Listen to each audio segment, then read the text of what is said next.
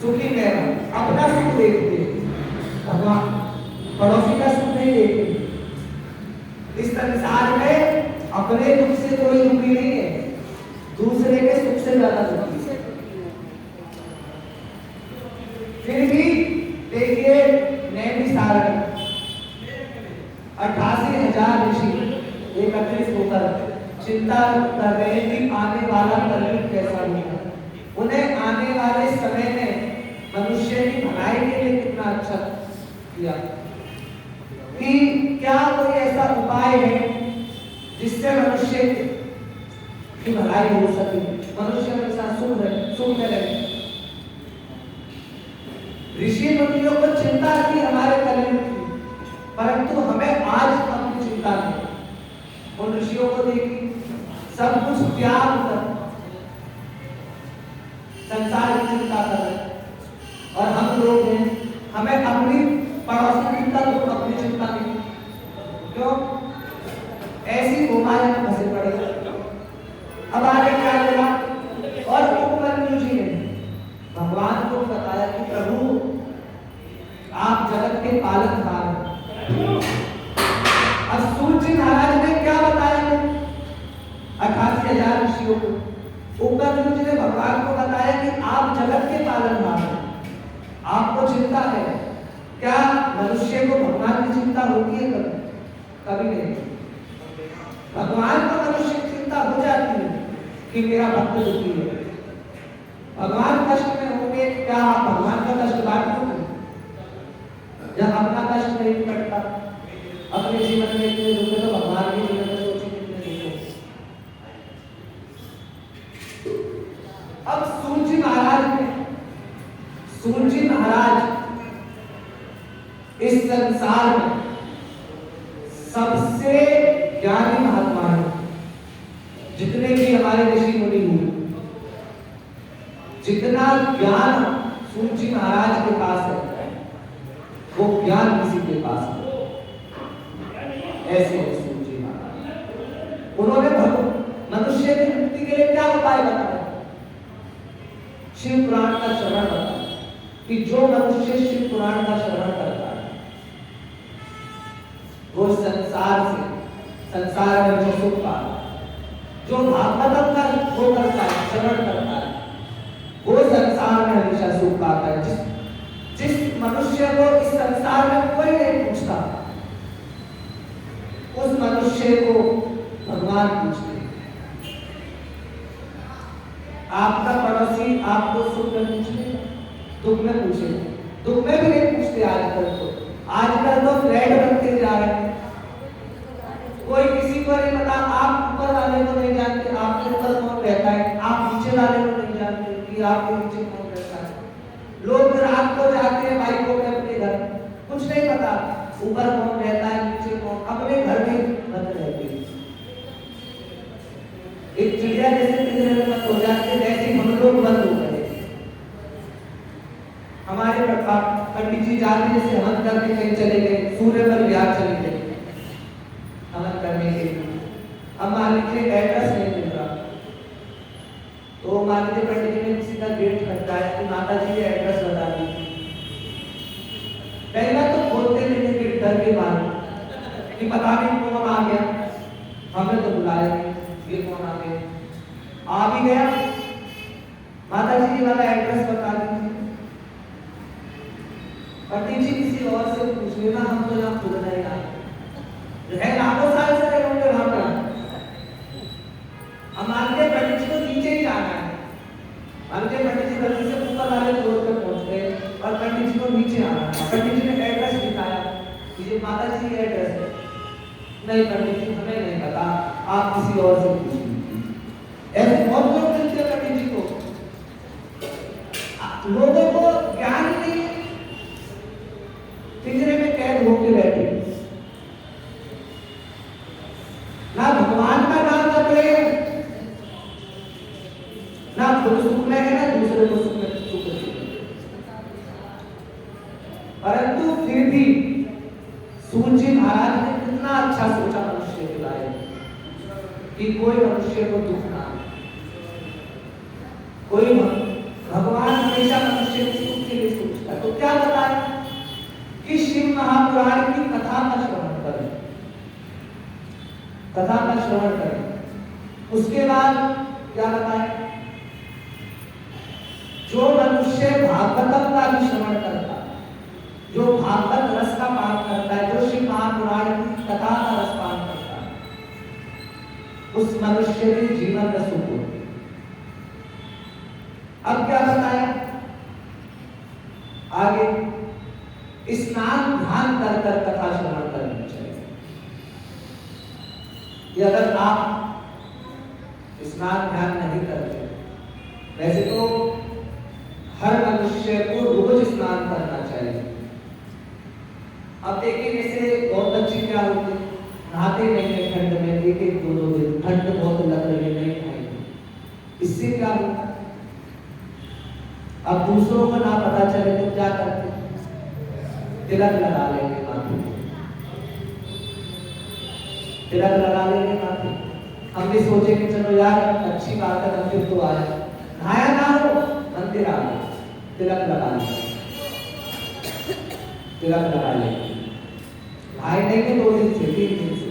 अब बहुत माताएं क्या करते हैं, बच्चों को कह देती है ठंड बहुत है, भिजो मत, वो हाथ धो के आ जा। देखो बहुत माताएं कहती हैं छोटे बच्चों को, पता है जरूर काट में क्या बताया गया है, अगर कोई मनुष्य रोज स्नान करता है, उसके घर में धन लक्ष्मी रहती है। जो मनुष्य स्नान नहीं करता है, धर्मकांड में लिखा हुआ है, जो मनुष्य स्नान नहीं करता, चलो बीमार हो नहीं है, आपने सामर्थ्य कि आप स्नान कर सको और आपसे बिस्तर से नहीं उठा जाए, तब अलग बात हो जाए, तो मत कीजिए स्नान। परंतु आप सही हो, बिल्कुल हष्ट पुष्ट हो, उसके बाद स्नान नहीं करते, तो गरुड़ पाठ में क्या बताया, उसके घर में हमेशा दारिद्रता रहेगी, गरीबी उसके घर में वास करेगी, उसके घर में हमेशा गरीबी रहेगी, उसके जीवन में कभी सुख नहीं आएगा जो रोज स्नान नहीं करता। स्नान रोज करना चाहिए।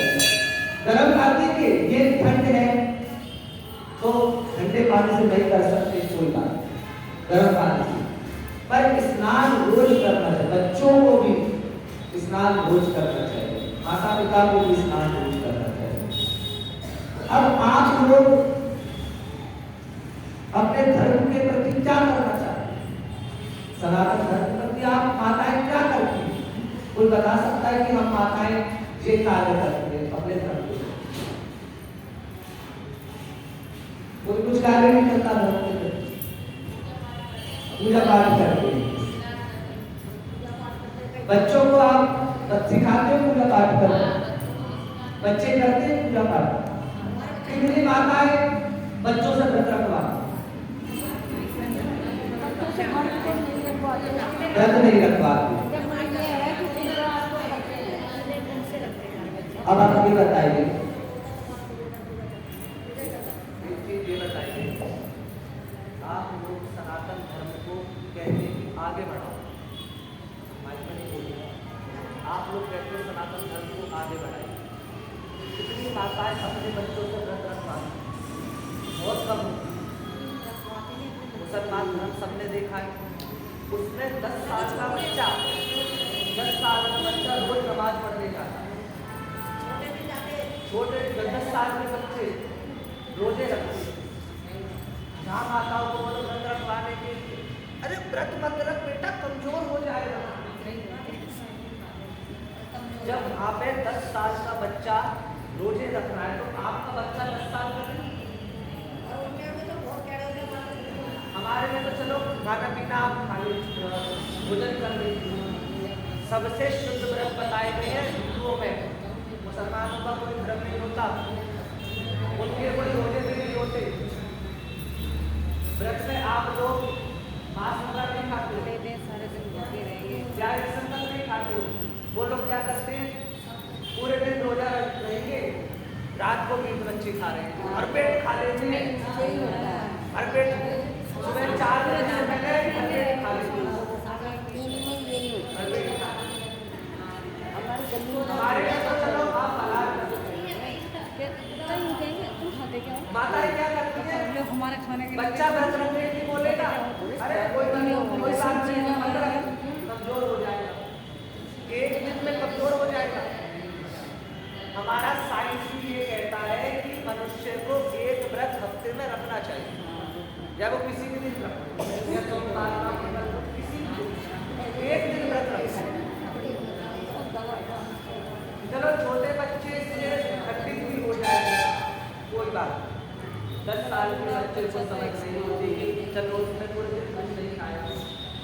कुछ खा लिया व्रत में, तो व्रत खंडित नहीं माना जाता। उसने भगवान व्रत रखा, एकादशी को व्रत नहीं रखवानी माना।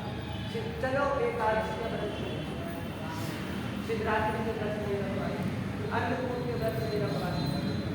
एकादशी सबसे शुद्ध व्रत बताया गया कि मनुष्य को एकादशी का व्रत रखना चाहिए। कोई व्रत नहीं रखते। जब ये बताइए भगवान शंकर एकादशी का व्रत रखते तो हम क्यों नहीं रखते भगवान एकादशी का व्रत? एकादशी का व्रत हमेशा रखें। जब भी हमारा सनातन धर्म आगे बढ़ेगा, जब हम अपने बच्चों को अपने धर्म के प्रति ज्ञान। देखिए सभी माताओं को धर्म की बहुत अच्छे से जानकारी है कि राम कौन से, कृष्ण कौन से, शंकर भगवान कौन से। जब उनके धर्म में माताएं बताती है बेटा कोई नहीं, अल्लाह के अलावा कोई नहीं। अल्लाह कौन है आप जानते हो? अल्लाह कौन है? अल्लाह शंकर जी ही है। उनका पुराना नाम अल्लाह है। जो इनके कौन सा भगवान ये सिखाता है कि लोगों के साथ गलत करो, लोगों भगवान शंकर सबसे पहले संसार में उन्होंने अपना देखो लोगों ने उनका नाम हमारे अल्लाह माना। मक्का मदीना तो सबने देखा होगा, मक्का मदीना टीवियों में सबने देखा है, फोटो में देखा है। उसमें क्या है पत्थर सा बना, उसमें शंकर जी को, शंकर जी इनके भी है, शंकर जी भी हमारे। हिंदुओं को जाने के वो परमिशन नहीं है क्योंकि वहाँ पर हमारे में गाय को माता माना गया और अपनी माता का नाच खाता है तो वो उसको करे। तो ये बताइए जब वो अपने धर्म के प्रति बच्चों को जागरूक करती है कि अल्लाह के अलावा कोई नहीं है। अभी एक मूवी आई थी केरला स्टोरी, सबने देखी होगी सब माताओं, केरला स्टोरी। उसमें क्या दिखाया? धर्म के प्रति क्या दिखाया? लड़कियां उसमें क्या दिखाया कि मुसलमान जो लोग हैं वो हिंदू लड़कियों से विवाह करें, बच्चा पैदा करने की मशीन बना दे, स्त्री को बच्चा पैदा करने की मशीन बना दे। और जब इन लोगों में तो औरत की कोई वैल्यू थोड़ी समझते, जितनी इज्जत हमारे सनातन धर्म में स्त्री को दी जाती है, स्त्री को मां का दर्जा दिया जाता है हमारे में, बहन का और बुआ का दर्जा, दादी का दर्जा, नानी का दर्जा, इनमें क्या दिया जाता है? बुआ जाते हैं। मजहब देखिए हिंदू सनातन धर्म के अलावा कोई धर्म नहीं है, बाकी सारे मजहब है। मजहब मतलब क्या होता है? मजे लेने वाला, जो हम है। मजहब मतलब है मजे लेने वाला, जिसमें अम्मी जान, अब्बू जान, बुआ जान, खाला जान, सारी जाने हैं, सब जान है। अब देखिए आप लोग हमारे धर्म में कोई शादी कर ले, इस इनके धर्म में बहन से शादी कर ली, अपनी सगी बहन को छोड़ के बुआ की लड़की हो गई, चाची की लड़की हो गई, मामा सबसे शादी कर ली। अभी किस बात का कुछ बातें ऐसी जो माइक में नहीं बोलती है, कुछ ऐसी बातें होती हैं जो पब्लिक को बताई जाए तो पब्लिक हाथ से लग जाए।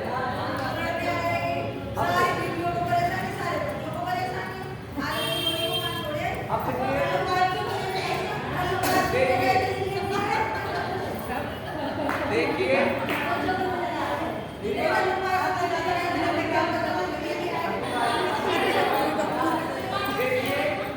सभी अपने बच्चों को अपने धर्म के प्रति आप लोग वो करना चाहिए, वैसे करना चाहिए, लेकिन जब भी हमारा धर्म आगे बढ़े और सभी माताएं प्रयास कीजिए बच्चों को मंदिर भेजने, खुद भी मंदिर आए, बच्चों को मंदिर भेजिए। अब देखिए मंदिर के देखिए, अब बहुत लोग कहते हैं ये भाटिया मंदिर है।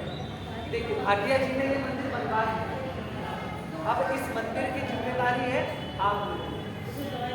आप लोगों को मंदिर मंदिर बन गया तो अब सबका ही है। ये तो कह रहे हैं कि भाटिया जी यूँ कह रहे हैं कि कोई पब्लिक मंदिर नहीं आएगी, सिर्फ मेरा परिवार मंदिर आएगा।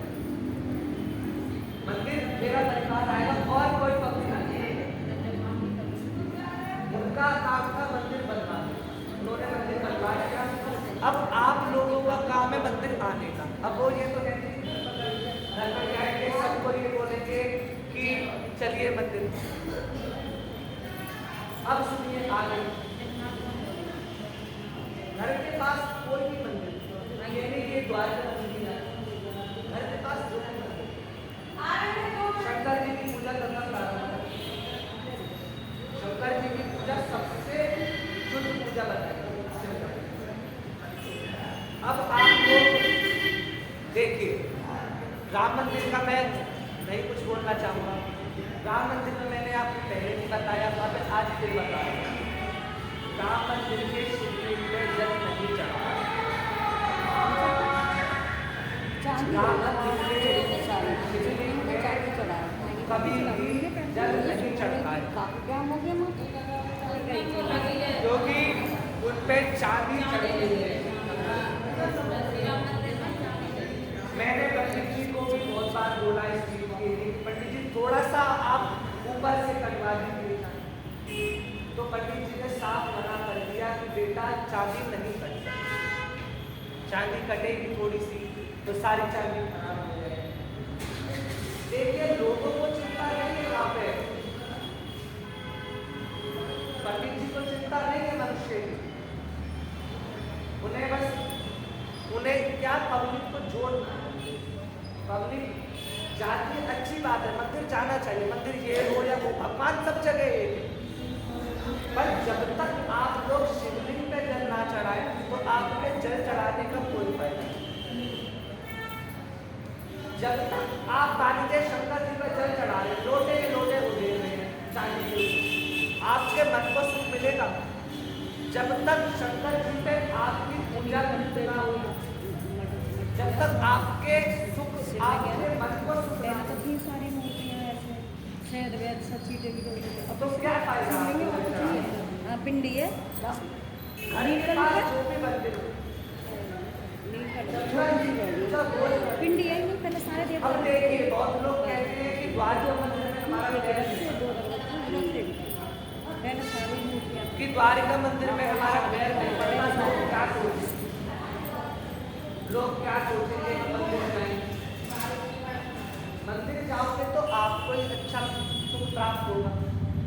एक दिन मंदिर आओगे थोड़ी शर्म आएगी, 2 दिन मंदिर आओगे शर्म आएगी, बात ना, तीसरे दिन आपको शर्म आती है। अब बहुत माताएं हैं, बहुत सालों से मंदिर आ रही है। माता जी कितने साल से मंदिर आ रहे हो आप? इन्हें भी आती है।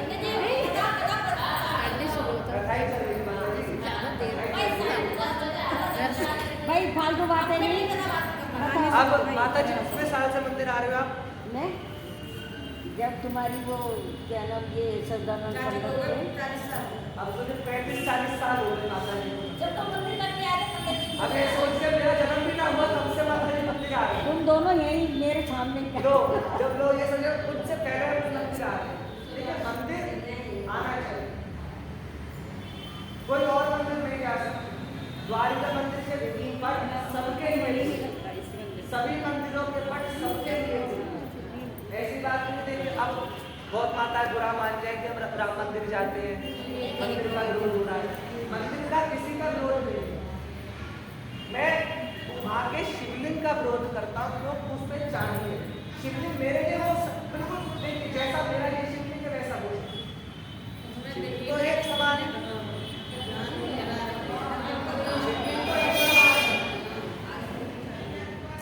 तो इसीलिए प्रयास कीजिए कि द्वारिका मंदिर आने का प्रयास कीजिए। सबसे पास मंदिर है, यहाँ आप आओगे लोग आपको जाए, आप लोगों को, इससे क्या होगा? आपका ही प्रेम करेगा।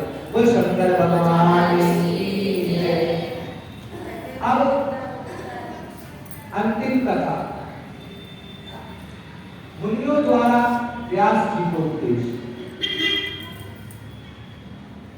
और शिव महापुराण का महात्मा। शिव महापुराण का महात्मा क्या है?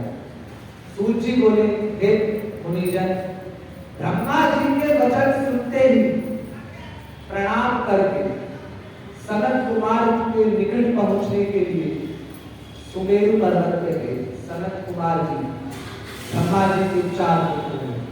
जब उन्होंने भगवान शंकर के बारे में सुना, भगवान शंकर के बारे में सुना, तो वो शंकर जी की तपस्या करने के लिए कहा गए सुमेरु पर्वत। उनके शिखर पर एक सुंदर तालाब के समीप बहुत से मुनि तपस्या कर रहे थे। उस तालाब के उत्तर में सनत कुमार जी ने तपस्या की।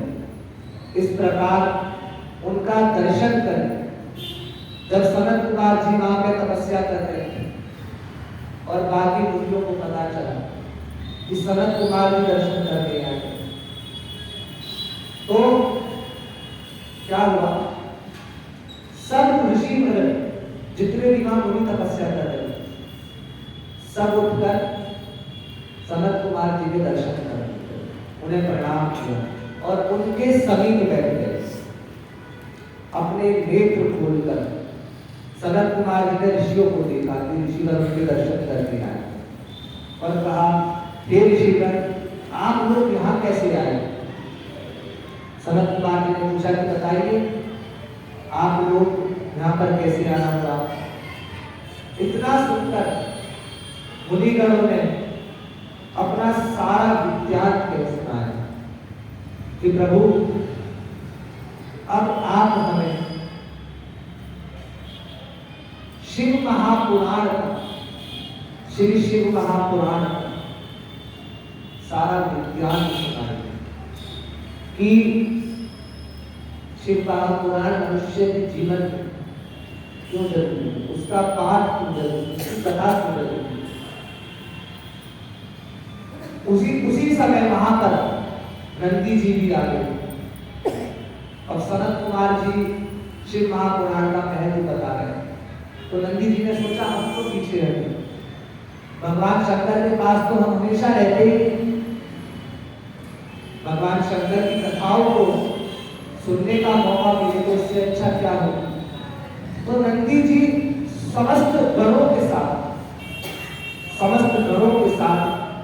वहां पहुंच गए और उनका दर्शन किया। सनत कुमार जी ने नंदी जी का दर्शन किया। नंदी जी ने उनको प्रणाम किया कि आप मेरे लिए पूछिए, क्यों? क्योंकि आप ब्रह्मा जी के पुत्र हो, इसलिए आप मेरे लिए पूछिए। सभी ऋषियों को आसन दिया गया। उच्च आसन सनत कुमार जी को दिया गया। सनत कुमार जी को उच्च आसन देने के बाद सभी ऋषियों ने उन्हें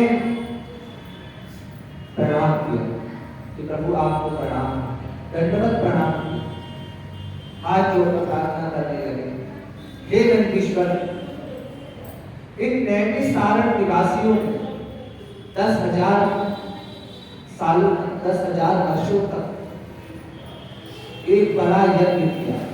10,000 साल बीत गए यज्ञ करते करते, ऋषि यज्ञ सुना, यज्ञ किया। नैमिषारण्य मनुष्य को अवश्य करना चाहिए। नैमिषारण्य तीर्थ मनुष्य को अवश्य करना चाहिए। क्यों? क्योंकि वहां पर 88,000 ऋषियों सूत जी महाराज ने ज्ञान दिया, शिव महापुराण का ज्ञान दिया, भागवत का ज्ञान दिया, सत्यव्रत पूर्णिमा जो कथा सुनते हैं आप, उसका ज्ञान दिया, विष्णु पुराण वहीं पे भगवान ने सुना, नारद पुराण का उल्लेख वहीं पे किया। इसीलिए नैमिषारण्य सभी तीर्थों में श्रेष्ठ बताया गया। क्यों? क्योंकि वहां पे अनेक भगवान ने कथाएं सुना। अब ब्रह्मा जी की आज्ञा अनुसार जब ब्रह्मा जी ने आज्ञा दे दी कि अब आपका यज्ञ संपूर्ण हो, इसके लिए ब्रह्मा जी वहां प्रकट हुए। 10,000 वर्षों तक ब्रह्मा जी का यज्ञ किया, ब्रह्मा जी प्रकट हो गए। उन उनकी आज्ञा से परम कल्याण का मार्ग बताया कि शिव महापुराण परम कल्याण देने वाला, मनुष्यों की भलाई के लिए शिव महापुराण सबसे श्रेष्ठ है। अब आगे क्या बताए? सूत जी बोले, इस प्रकार सनत कुमार के वचन को सुनकर नंदीश्वर ने उन मुनियों को कृपा दृष्टि की ओर से देखा कि ये सारे ऋषिगण जो आए, ये समस्त ऋषि भगवान की लीलाओं को सुनने आए हैं। फिर शिव जी का जो दिव्य ज्ञान है, शिव जी का जो दिव्य ज्ञान है, उसका उपदेश प्रारंभ हुआ। हे ऋषियों, यह परम ज्ञान श्री वेद व्यास ने मुझसे कहा। वेद व्यास जी कौन? ऋषियों में सर्वश्रेष्ठ सूत जी महाराज और वेद व्यास जी सबसे श्रेष्ठ हैं। सूत जी महाराज कौन है? वेद व्यास जी के पुत्र हैं। वो क्यों सबसे श्रेष्ठ है? सूत जी महाराज, सनत जब भगवान शंकर जी ने माता पार्वती को अमर कथा सुनाई तो सूत जी महाराज तोते के रूप में कथा सुन रही थी। अब सूत जी महाराज भजन अमर हो गए। अब ये बात जब शंकर जी को पता चली तो शंकर जी सूत जी महाराज का वध करने पहुंचे, तोते का वध करने पहुंचे। अब तोते ने क्या किया? वेद व्यास जी की जो पत्नी थी, उनके मुख से उनके गर्भ में चले गए। गर्भ में जाने के बाद कई, अब देखिए गर्भ में तो बाहर कर नहीं सकते भगवान शंकर ने, गर्भ में बाहर करें तो माता को कितना दुख होगा, बच्चे को कितना दुख होगा। तो शंकर जी ने लाखों वर्षों तक बैठकर, हजारों सालों तक बैठकर सूत जी महाराज का इंतजार किया कि जब सूत जी महाराज आएंगे तो मैं उनका वध करूंगा। अब सूत जी महाराज अजरामर हो चुके थे। अजरामर होने के बाद अब कोई जो अजरामर हो गया उसका वध थोड़ी हो सकता। ऋषियों ने समझाया, महादेव जब पता चला कि महादेव सूत जी महाराज का इंतजार कर रहे, प्रतीक्षा कर रहे, तो क्या हुआ?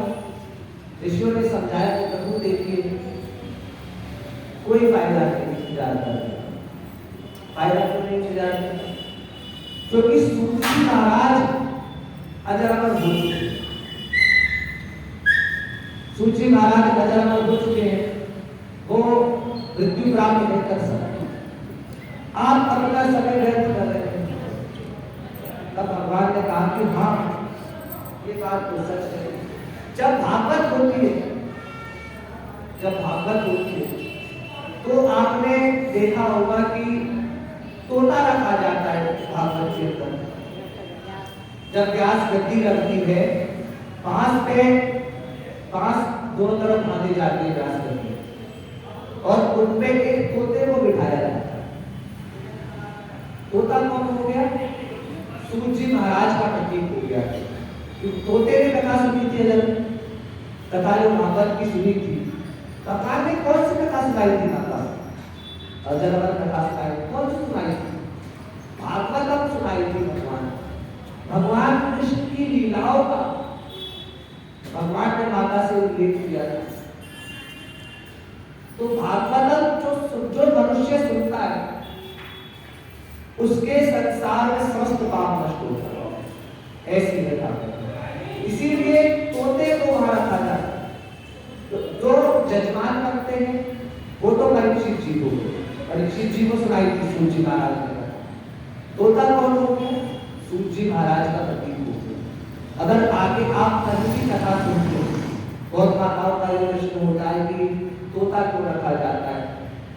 वैसे तो महाराज जी कहते हैं कि पशु पक्षी को नहीं पालना चाहिए, और वैसे महाराज जी ने अपनी कथा में तोता मारा हुआ है। वो तोता क्यों रखा जाता है? 7 दिन के लिए वो सूत जी महाराज का प्रतीक होता है। बहुत कथाओं में नकली तोते रख लिए जाते हैं, बहुत कथाओं में असली तोते रखते हैं। तो नकली हो या असली हो, दोनों ही सूत जी महाराज का प्रतीक होते। सूत जो व्यास जी जो कथा सुनाते हैं ना आपको, वो व्यास जी नहीं सुनाते, वो सूत जी महाराज कथा सुना रहे हैं। यहाँ जो मैं कोई व्यास नहीं हूँ, मैं सूत जी महाराज हूँ। सूत जी महाराज आप लोग परीक्षित है, आप लोग मुनि है, सारी जितनी माताएं बैठी, आप लोग कथा श्रवण कर रहे हैं।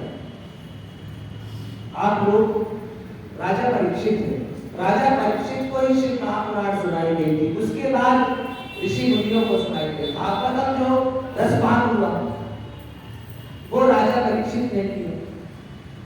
राजा परीक्षित को जब पता चला कि 7 दिन बाद उनकी मृत्यु होने वाली है, तो क्या हुआ?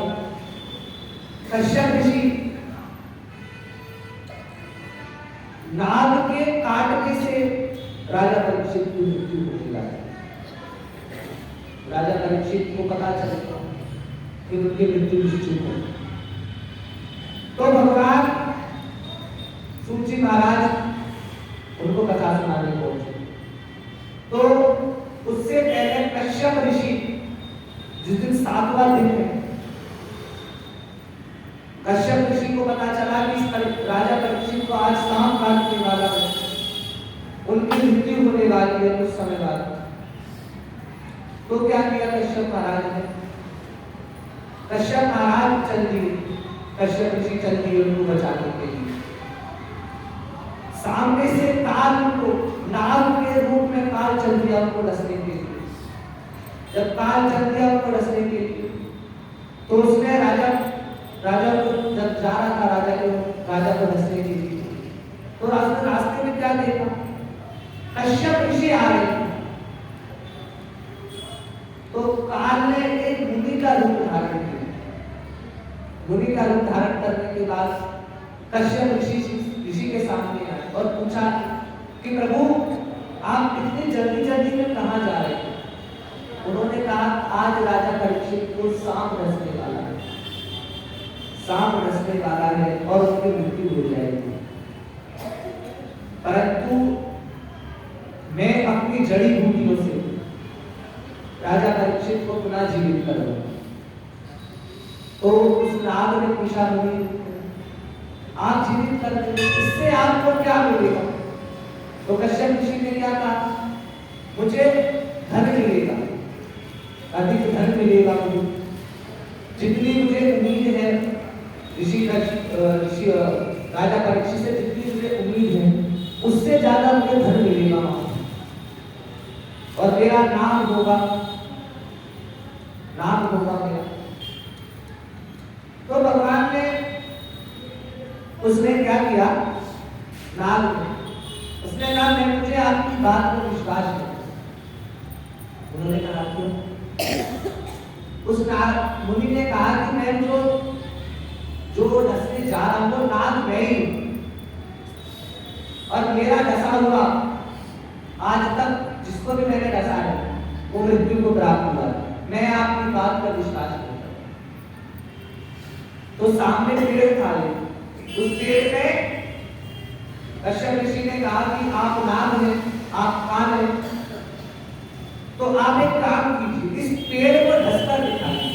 आप पेड़ धसोगे तो पेड़ मुरझा जाएगा। पेड़ पे आप अपना थन मारोगे तो पेड़ मुरझा जाएगा। उन्होंने कहा हाँ। उन्होंने कहा कश्यप ऋषि ने कि आप अपना थन मारो, अपना जहर इस पेड़ पे छोड़ो और देखिए मैं अपनी जड़ी बूटियों से कितनी जल्दी इस पेड़ को पुनः जीवित कर दूं। नाग ने जैसे धसा पेड़ को, पेड़ तुरंत मुरझा, पेड़ तुरंत वहीं पर खत्म हो गया। कश्यप ऋषि ने अपनी तंत्र विद्या से, अपनी योग माया से पुनः उस पेड़ को जीवित कर दिया। अब ये बात जब नाग ने देखी तो नाग को बड़ा चंगा हुआ।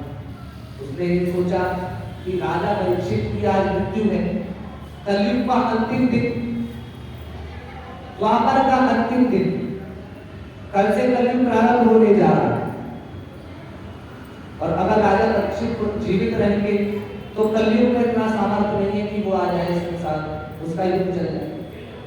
तो क्या किया नाग ने, जितना धन राजा परीक्षित कश्यप ऋषि को देने वाले, कश्यप ऋषि को जितना धन को देने वाले उससे अधिक धन देकर वहीं से वहीं विदा कर दिया कि आप जितना धन हो, जितना आप मुझसे मांगते हो सब ले जाओ, परंतु आप राजा परीक्षित को नहीं बचाओ। जब धन मिल गया तो कश्यप ऋषि वहीं से वहीं लौट गए। अब सूत जी महाराज ने मुक्ति का क्या मार्ग बताया, 7वें दिन मृत्यु होने वाली है। राजा परीक्षित को भी पता है कि मुझे श्राप मिला है, मेरी मृत्यु निश्चित है। तो उन्होंने 7 दिन पहले सूत जी महाराज को आदेश दिलवाया कि प्रभु मेरी मुक्ति का कोई मार्ग बताइए, कि मेरा इस संसार से 7वें दिन मेरी मृत्यु होनी है, उसके लिए मुझे कोई मार्ग बताइए। तब सूत जी महाराज ने क्या किया, राजा परीक्षित को 7 दिन तक भागवत सुनाई। जो आप लोग बहुत माताओं का प्रश्न होता है कि 7 दिन ही क्यों भागवत का समय रखा है, 9 दिन रख ले, 5 दिन रख ले, 11 दिन रख ले, महीना भर रख ले। इसीलिए 7 दिन रखा गया कि 7 दिन में भगवान सूत जी महाराज राजा परीक्षित भगवान की लीलाओं का श्रवण कराया, भागवतम का श्रवण कराया कि भागवतम जो है मुक्ति का मार्ग, शिव महापुराण मुक्ति का मार्ग। समस्त ऋषियों को क्या बताया सूत जी महाराज, क्या कहते हैं सूत जी महाराज कि जो मेरे गुरुदेव ने, सूत जी महाराज के गुरुदेव को वेद व्यास जी, उन्होंने बताया यह जो परम ज्ञान था, शिव महापुराण परम ज्ञानी भगवान की लीलाएं है। इसमें शिव महापुराण क्या क्या देता है जो लोगों को सुनाए। शिव महापुराण आपको धर्म देगा, धर्म के मार्ग को चलना सिखाएगा। शिव महापुराण अर्थ देगा, आपके जीवन का अर्थ क्या है वो कौन सिखाता है, शिव महापुराण। आपको काम वासनाओं पर नियंत्रण करना कौन सिखाता है, शिव महापुराण। कि मनुष्य अपनी काम वासनाओं को नियंत्रण नहीं कर सकता तो शिव महापुराण कथा श्रवण करें। और क्या सिखाया, मोक्ष देगा। हर मनुष्य चाहता है कि उसे मोक्ष मिल जाए, वो कौन देगा, शिव महापुराण। इन चारों पदार्थों को देने वाला है शिव महापुराण, इसमें कोई संशय नहीं। इस पुराण को सुनने से आप लोगों का कल्याण होगा, आपके जीवन का कल्याण, जीवन में सुख की अनुभूति शिव महापुराण को श्रवण करने से, भागवतम कथा को श्रवण करने से। आप हम ये देखिए, आप लोग अखबार पढ़ते हैं, अखबार तो शायद सब माताएं पढ़ती हो जाए, उनके प्रति नहीं पढ़ते। आप आज का अखबार पढ़ें, कल आप वही पुनः अखबार पढ़ें, आपको मजा आएगा कि कल भी तो नहीं पढ़ा था अब फिर आज भी पढ़, वो मजा नहीं आएगा। परंतु आप भगवान की कथाओं का जितनी बार भी श्रवण करें उतनी बार कुछ ना कुछ आपको जानने को मिलेगा, भगवान की लीलाएं। शिव महापुराण आज संपूर्ण होने जा रहे हैं। अब मान लीजिए कल से पुनः स्टार्ट हो गया, अब फिर आप सब माताएं आए दिमाग, अब फिर कथा स्टार्ट हो। जब आप पुनः कथा सुने तो ये सोचे कि ये तो पहले नहीं था, शिव महापुराण कुछ नया जानने को मिला है। जितनी बार आप शिव महापुराण को पढ़ोगे, जितनी बार आप भागवतम का रसपान करोगे, शिव महापुराण का रसपान करोगे, उतनी बार कुछ ना कुछ नया जानने को मिलेगा। भगवत गीता तो सभी ने देखी होगी,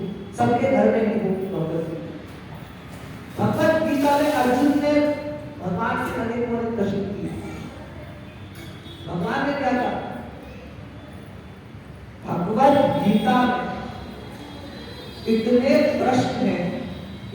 प्रश्न हैं, 700 श्लोक है भगवत गीता के अंदर, परंतु इतने प्रश्न हैं, उसके हर एक शब्द में एक प्रश्न, कितने हजारों प्रश्न। अगर वहां पे लिखा है ना क्या, तो उस क्या में भी हजारों प्रश्न होंगे, हजारों प्रश्न है इस क्या।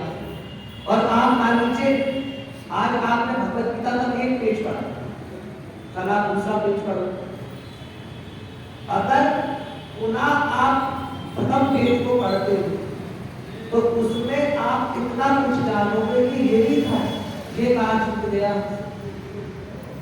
इतने हैं भगवत गीता में प्रश्न, और उससे ज्यादा प्रश्न शिव महापुराण में। इतने प्रश्न है शिव महापुराण में, इतने प्रश्न है, हद से ज्यादा प्रश्न इसीलिए शिव महापुराण, इतने प्रश्न है शिव महापुराण।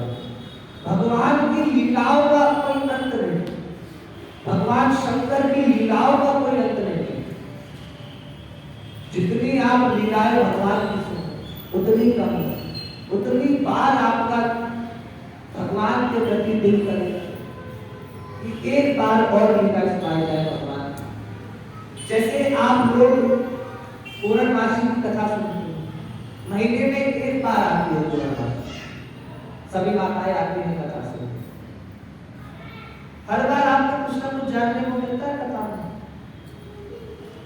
कथा वही है, कथा तो वही है, 5 अध्याय है कथा, हर बार कथा को नया जानने को मिलता है। हर बार भगवान की भक्ति में कुछ ना कुछ ऐसा आ जाता है जो हम नहीं कर पाते। भगवान की कथाएं कितनी है। अब आगे क्या बताया, इस पुराण को सुनने से लोगों का कल्याण हो जाता है। लेकिन अगर आप दक्षिण महापुराण पढ़ नहीं सकते, सुनने मात्र ही आप लोगों का कल्याण होता है। भगवान के प्रति आप का बार-बार मन करेगा, भगवान से हम अपने आप को जोड़ें, भगवान शंकर की पूजा करें। भगवान शंकर की पूजा आपको समस्त सुख दे सकती है, भगवान शंकर की कथाएं आपको समस्त सुख दे सकती है। हे ऋषिगण, अब मुझे जाने की आज्ञा दीजिए। भगवान सदाशिव आपका मंगल करें। अब देखिए शिव महापुराण नंदीश्वर भगवान ने बता दिया, नंदीश्वर जी ने बता दिया सनत कुमार जी को, सनत कुमार जी ने समस्त ऋषियों को बता दिया, काम क्रोध लोभ मोह माया सब त्याग दीजिए। आपको धर्म जानना है शिव महापुराण में, काम वासना पे नियंत्रण पाना है शिव महापुराण में, मोक्ष पाना है। भगवान शंकर है मोक्ष का द्वार। भगवान शंकर को पाने का प्रयास कीजिए, बार-बार कथा में क्या हो। ऐसा आशीर्वाद देकर जब नंदीश्वर चले गए तो अब सूर्य महाराज ने आज्ञा मांगी ऋषिगण से कि प्रभु हे ऋषिगण, मैंने आपको शिव महापुराण की कथाएं सुनाई, शिव महापुराण की आप लोगों ने कथा सुनी, आप ऋषियों ने कथा सुनी, अब मुझे आज्ञा कीजिए, अब मुझे जाने की आज्ञा दीजिए। मुनियों ने परम पूज्य प्रयाग में अपने यज्ञ को समाप्त किया। कलयुग का आगमन हुआ, अब कलयुग का आगमन हो चुका है। अब शंकर जी ने अपना निवास स्थान कहाँ बताया, काशी। काशी में मेरा निवास स्थान है। सतयुग खत्म हुआ तब भी काशी थी, द्वापर खत्म हुआ तब भी काशी थी, त्रेता खत्म हुआ तब भी काशी थी, कलयुग खत्म हो जाएगा तब भी काशी है। काशी नहीं डूब सकती कभी, क्यों? क्योंकि काशी भगवान शंकर जी को सबसे ज्यादा प्रिय है। भगवान शंकर के त्रिशूल पे टिकी हुई है काशी, और भगवान शंकर को काशी को अधिक प्रिय है। सती मां का इंतजार लाखों वर्षों तक भगवान ने वहां बैठ कर किया कि सती मां आएगी लौट कर, परंतु सती मां नहीं आई लौट। भगवान उनके लिए मनुष्य बन गए कि मनुष्य से क्या हुआ, तो भगवान उनके लिए मनुष्य बन गए थे। मनुष्य बनकर भगवान ने लाखों वर्षों तक सती माँ का इंतजार किया कि सती माँ आएगी, सती माँ आएगी, सती सती सती सती सती बस बोलते रहते थे शंकर जी, परंतु सती नहीं आई लौटकर कौन आया सती रूप में? माता पार्वती। अब आगे क्या बताएं? पशुपति व्रत के प्रभाव, अगर मनुष्य पशुपति व्रत रखता है तो उसे परम पद मुक्ति प्राप्त हो जाती है। अब पशुपति व्रत सबसे पहले किसने रखा था? आपने कभी पशुपति व्रत के बारे में नहीं सुना होगा। बहुत लोग कहते हैं कि प्रदीप मिश्रा जी ने चलाए हैं पशुपति व्रत। हमने तो आज तक कथावाचकों के मुख से नहीं सुना पशुपति व्रत के बारे में। प्रदीप मिश्रा जी की कथा में सुना था हमने तो पशुपति व्रत होते। सबसे पहले पशुपति व्रत किसने रखे? सबसे पहले पशुपति के व्रत भगवान श्री कृष्ण रखे। प्रदीप मिश्रा जी आपको अपनी तरफ से कुछ नहीं बताते, विश्व विख्यात है कथावाचक, अपनी तरफ से आपको कुछ नहीं बताते कि पशुपति व्रत रखो ये हो जाएगा। शिव महापुराण में इसका उल्लेख आया। सबसे पहले पशुपति व्रत श्री कृष्ण रखे। किसके साथ रखे थे? जामवंती जी के साथ पशुपति व्रत रखे। पुत्र प्राप्ति के लिए भगवान ने पशुपति व्रत रखे।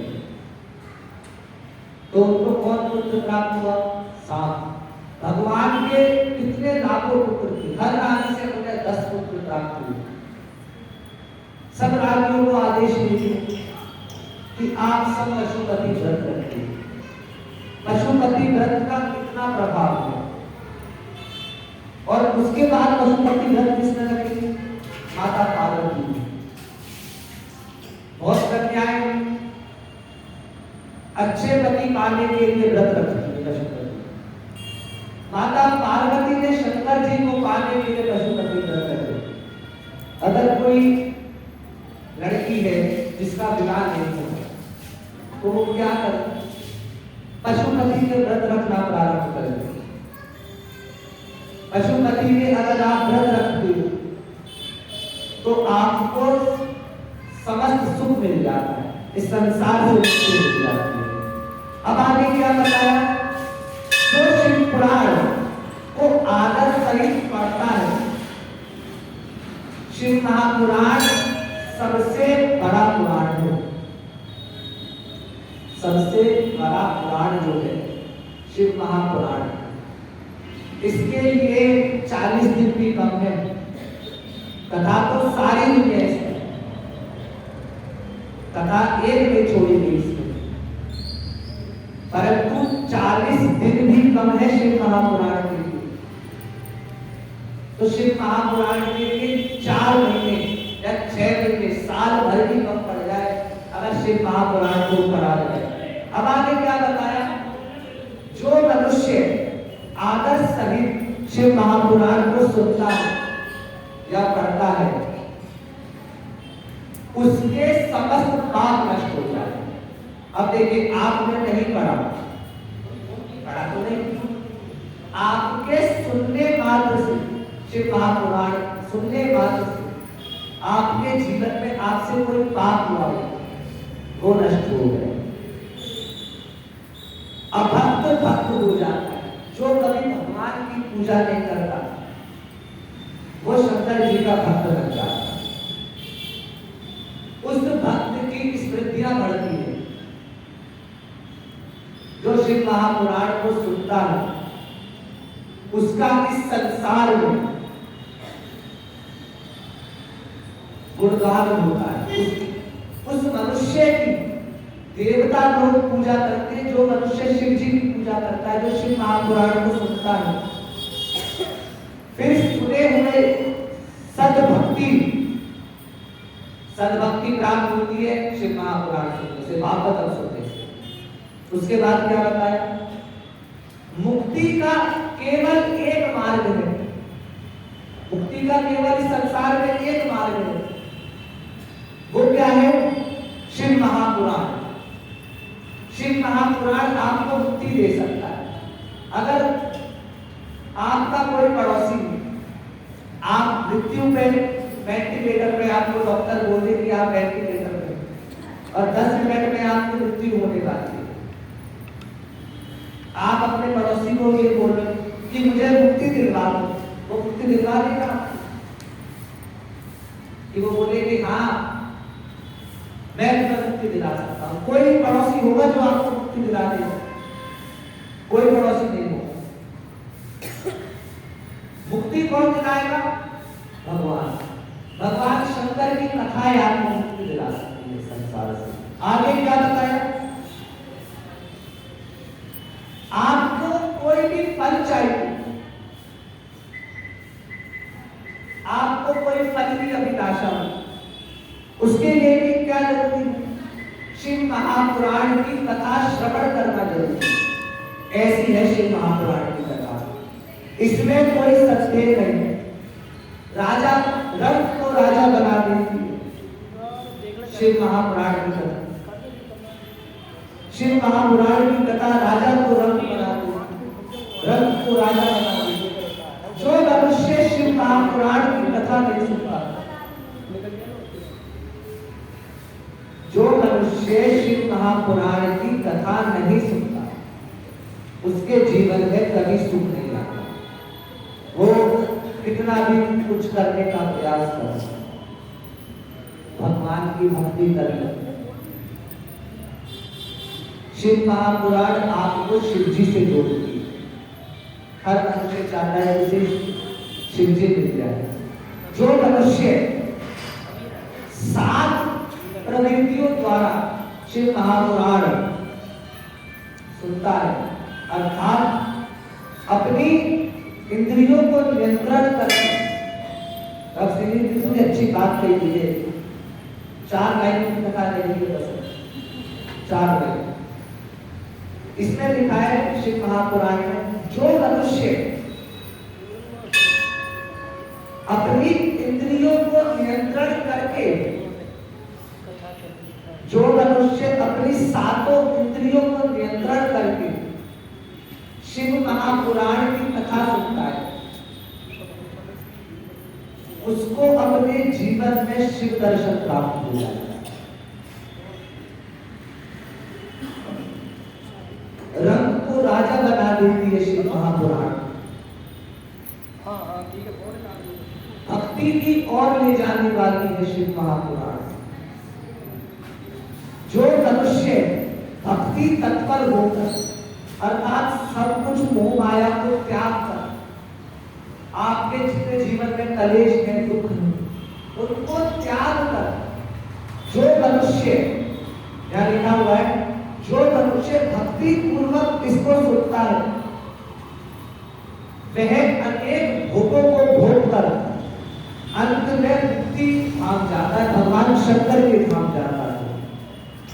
इसी प्रकार वह मनुष्य, शिव महापुराण सुनने वाला मनुष्य, भगवान शंकर को अत्यंत प्रिय हो जाता है।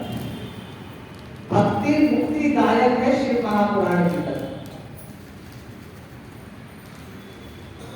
मुक्तिदायक है शिव महापुराण की कथा। अब बहुत माताओं ने शायद 40 दिन कथा ना सुनी, अगर वो एक दिन भी कथा में आ गई, 40 दिन नहीं जाए कोई बात नहीं, घर में काम होती, अगर एक दिन भी आपने शिव महापुराण की कोई सी भी कथा सुनी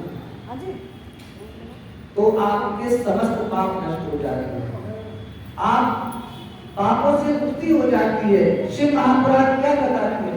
वो संसार, इस मायावी संसार को छोड़कर भगवान के धाम चला जाता है। वैकुंठ जाने का आनंद कुछ और है, वैकुंठ जाने का आनंद कुछ और है, और भगवान शंकर के धाम अर्थात कैलाश धाम जाने का सुख कुछ और है। कितनी माताएं चाहती हैं कि उन्हें कैलाश धाम मिले? हाथ खड़े करना है एक बार, सभी चाहती। कुछ माताएं चाहती वो कहती है बैकुंठ की मिल जाए और ऊपर ना जाना पड़े, और ऊपर जाएंगे तो क्या पता ऊपर से धक्का लगे फिर नीचे आके गिर पड़े। भगवान शंकर का जो धाम है इस संसार का अंतिम धाम है।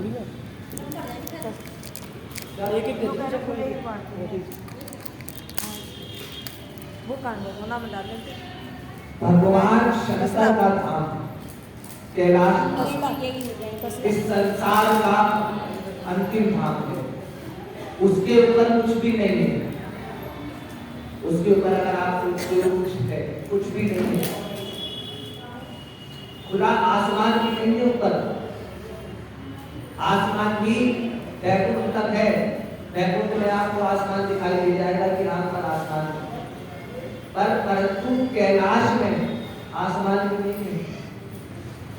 एक पर्वत है, वहां पर भगवान शंकर अपनी पत्नी माता पार्वती के साथ विराजमान। प्रेतगण अनेकों लाखों प्रेतगण उनकी सेवा कर रहे हैं। अगर वो मौका भी हम छोड़ दें, अगर वो मौका हम छोड़ दें तो इसमें कसूर किसका है? भगवान का या हमारा? भगवान ने तो आपको मार्ग दिखा दिया ना कि मेरी कथा श्रवण करो, मुझ तक आने का विधि है। अब आगे क्या बताएं? गणपति, कार्तिकेय और माता पार्वती और नंदी जी के साथ जो भगवान शंकर की पूजा करता, लेकिन पांचों में कोई भेद नहीं। आपकी इज्जत कब है? जब आपका परिवार है। आपका परिवार है तो आपकी इज्जत है। अगर आप लोग किसी के यहाँ अकेले जाते, वो बस आगे बोलेगा कि आगे बैठ जाइए, आदर सत्कार नहीं करेगा, फॉर्मेलिटी पूरी करेगा कि आप उनके घर गए। और यदि आप परिवार सहित जाए तो आपका कितना मान सम्मान होगा नहीं होगा? उसी प्रकार भगवान शंकर का पूजन जब आप भी करें तो समस्त परिवार के साथ करें।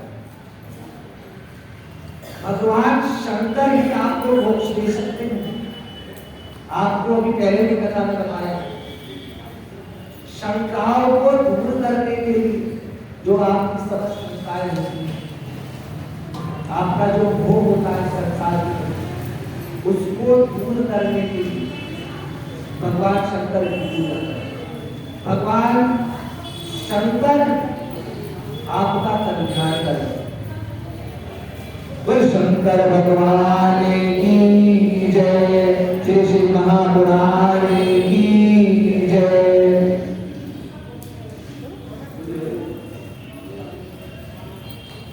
बोले हर हर महादेव, हर हर महादेव, हर हर महादेव, हर हर महादेव।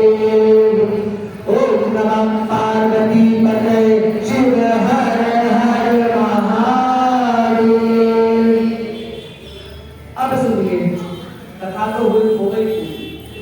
बोले शंकर भगवान की जय।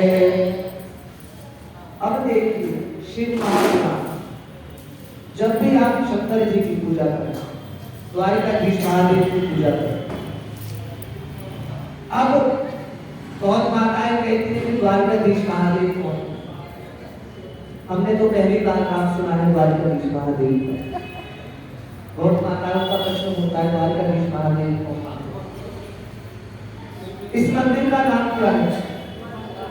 द्वारिकाधीश, अर्थात द्वारिका के राजा कौन? भगवान कृष्ण। भगवान कृष्ण किसकी सेवा करते हैं? शिव जी की, और द्वारिका मंदिर में विराजमान है शंकर जी।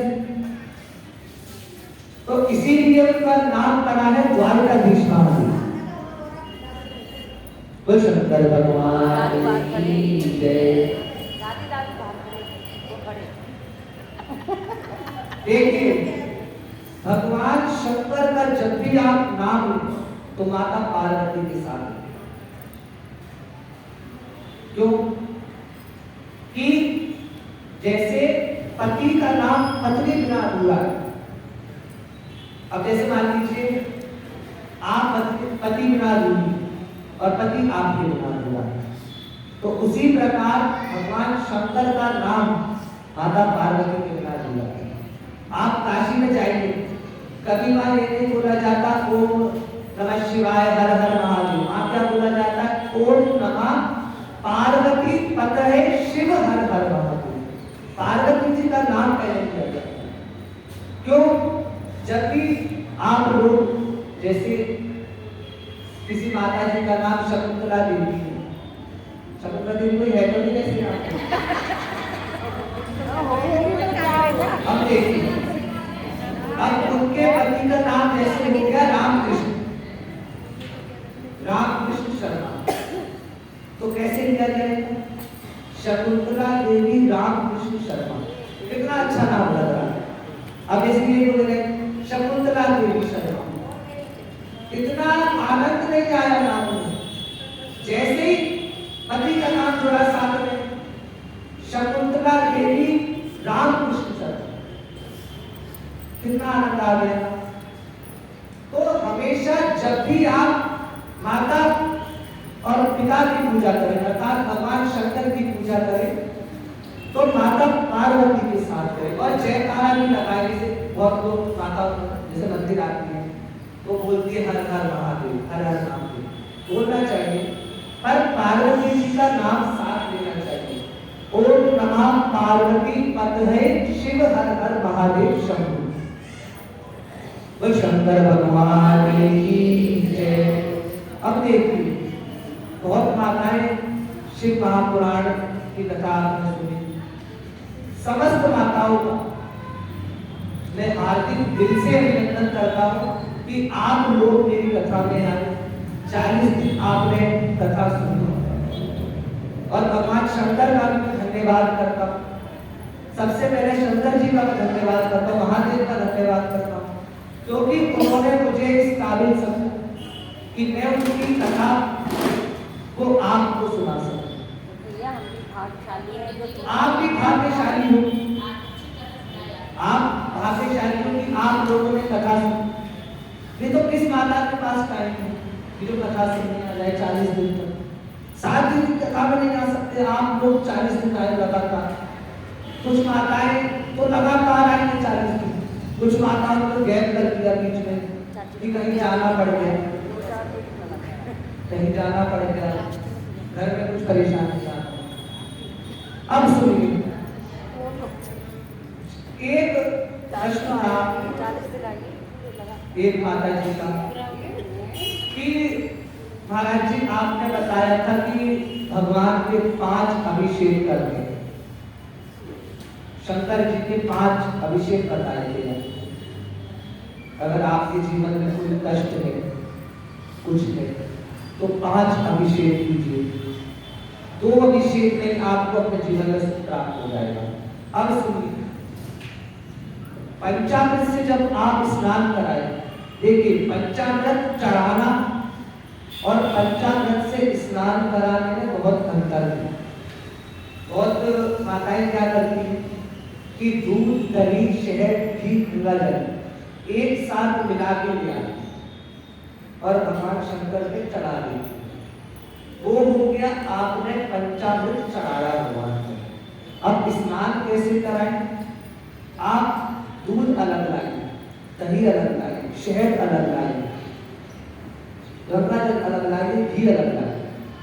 अब मान लीजिए आप स्नान करते हैं, आप लोग स्नान करते हैं, आपको कोई पानी से स्नान करा दे, बस साबुन मतलब साबुन ना लगाया तो आपका स्नान हो जाए। पंचामृत चढ़ाना और पंचामृत से स्नान कराने में बहुत अंतर होता है। जितनी माताएं जैसे सोमवार जैसे आप पंचामृत से स्नान कराएं, तो भगवान शंकर में देखिए सभी देवी देवताओं में पहले दूध चढ़ाया, दूध चढ़ाने के बाद शंकर जी को दूध चढ़ाए, उसके बाद क्या करें, जो आप दही दूध दही शहद घी लेती है केवल भगवान शंकर जी के स्नान करेंगे। बच जाए तो बाकी देवी देवताओं के करेंगे। ये नहीं होना चाहिए कि पिता को पकड़ के बैठ गए, माता बैठी हुई है, बच्चे बैठे कि हमारा भी पूजन करें, पिताजी को पकड़ के बैठ गए, पिताजी आप हमारे लोग याद करा भाई, अभी याद करा मैंने उनका भाई, कि पता चले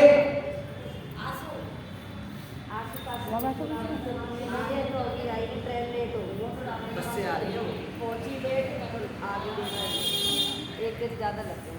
ऐसे नहीं होना चाहिए कि भगवान शंकर को ही पकड़ लो बस, शंकर जी आप हमारे हो बस, बाकी नंदी जी को देख रहे हैं हमारा भी पूजन करेगा, माता को देख रहे हैं कि हमारा भी पूजन करेंगे, कार्तिकेय गणेश जी को देख रहे हैं कि हमारा भी पूजन करेंगे, पूजन नहीं करना। देखिए पंचामृत से स्नान सभी को करें, बच जाए तो शंकर जी को है, शंकर जी चढ़ाना ही पंचामृत, उसके बाद अगर बच जाए तो सबसे लगाइए, नहीं बचता तो कोई बात नहीं। पंचामृत से स्नान कराना और पंचामृत चढ़ाने में बहुत अंतर होता है।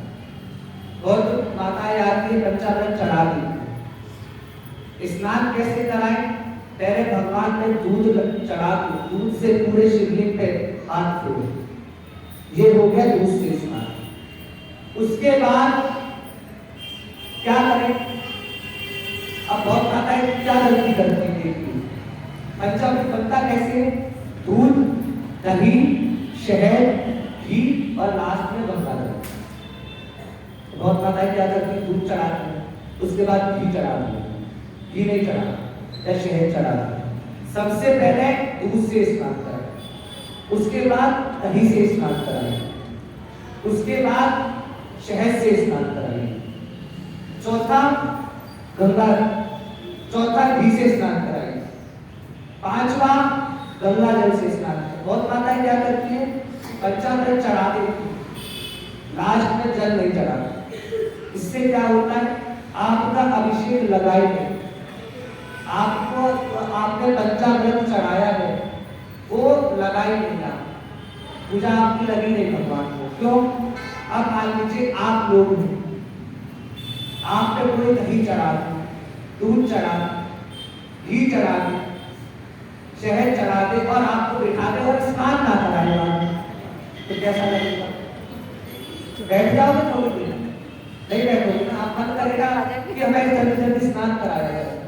तो भगवान को स्नान अवश्य कराना चाहिए गंगा जल से बाद, गंगा जल थोड़ा सा घर से लेके जाइए, नहीं है तो मंदिरों में तो मिल ही जाता है। अब एक चीज और सुनिए, बहुत माताएं गलती करते हैं, शिव जी की पूजा करते हैं, कभी भी भगवान शंकर पे हल्दी नहीं लगानी चाहिए। बहुत माताओं जैसे किसी ने उपाय बता दिया कि आपकी लड़की का विवाह नहीं हो रहा या लड़के का विवाह नहीं हो रहा, तो भगवान शंकर की पूजा कीजिए, हल्दी चढ़ाइए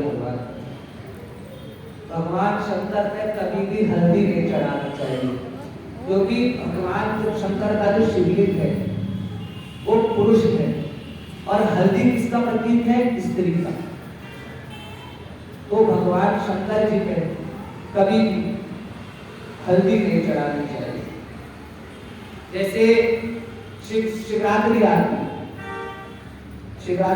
है तो भगवान की हल्दी होती है, उससे पहले शिवरात्रि में क्या हुआ था, भगवान शंकर का विवाह हुआ था, तो 10 दिन पहले उज्जैन में काशी विश्वनाथ में विवाह की प्रक्रिया चालू हो जाती है, जिस दिन शिवरात्रि उस दिन विवाह हो गए, उससे पहले जैसे हम लोग लड़की देखने जाते हैं, लड़की वाला हमें देखने जाता है, तो पहले क्या होता है, लड़की वाला लड़के को शंकर जी को देखने आते हैं, जैसे काशी में उज्जैन में केवल और केवल पूरे ब्रह्मांड में जो विवाह होता है वो माता पार्वती के साथ किया जाता है। शंकर जी का केवल उज्जैन है जहां पर विवाह माता सती के साथ किया जाता है। अब देखिए, जिस प्रकार जैसे हम लड़की वाला हमें देखने आता है, तो माता सती प्रजापति दक्ष और उनकी जो रानी थी, वो सब प्रस्तुति जो रानी थी उनकी, माता सती की मां प्रस्तुति, वो भगवान शंकर को देख लिया कि भगवान शंकर कैसे दिखते हैं। फिर उसके बाद कुछ दिन बाद भगवान शंकर देखने जाते हैं माता कैसी। तो इस प्रकार प्रक्रिया होती है। उसके बाद भगवान का मेहंदी होती है। आप लोग सबके यहाँ मेहंदी होती है, लड़के की लड़की की मेहंदी होती है। तो ऐसे ही वहां भगवान के साथ फिर गीतों का आयोजन होता है, जैसे हमारे में गीत होते हैं, तो उसी प्रकार गीत कराए जाते हैं। फिर हल्दी आती है। हल्दी शादी से कितने दिन पहले होती है? 1 दिन पहले, 2 दिन पहले। कहते हैं रंग आ जाता है हल्दी। जिस अगर लड़का लड़की के हल्दी लग जाए तो रंग आ जाता है, धूप आ जाता है। तो भगवान शंकर जी के यहाँ से हल्दी जाती है माता के लिए, और माता के यहाँ से क्या आता है भगवान के लिए? भस्म आती है। भगवान शंकर को भस्म गढ़ी थी। भगवान शंकर हल्दी नहीं लगाते, भगवान शंकर जी भस्म लगाते। अगर कोई आपको कोई उपाय बताता है कि ऐसा करने से भगवान शंकर जी पे हल्दी चढ़ाइए तो आपका विवाह हो जाएगा, तो ये सबसे मूर्खतापूर्ण बात है। भगवान शंकर जी पे कभी हल्दी नहीं चढ़ानी चाहिए। भगवान शंकर का शिवलिंग है वो पुरुष का प्रतीक है और हल्दी स्त्री का प्रतीक है। अब मैं इसका भी बताता हूँ। अब सुनिए, भगवान शंकर पे हल्दी न चढ़ाइए। अब दूसरा, भगवान शंकर जी पे बहुत माताएं क्या करती? सिंदूर चढ़ाती। सिंदूर भगवान शंकर जी पे कभी सिंदूर नहीं चढ़ाना चाहिए। जो आप मांग में भरते हो, जो समस्त माताएं मांग करती, लाल वाला सिंदूर कभी भी भगवान शंकर को नहीं चढ़ाना चाहिए, इससे आपको दोष लगता है। माता पार्वती की मांग भर सकती हो, उसके बाद आप अपने टीका लगा लो जो माता की पूजा करते, परंतु भगवान शंकर में कभी भी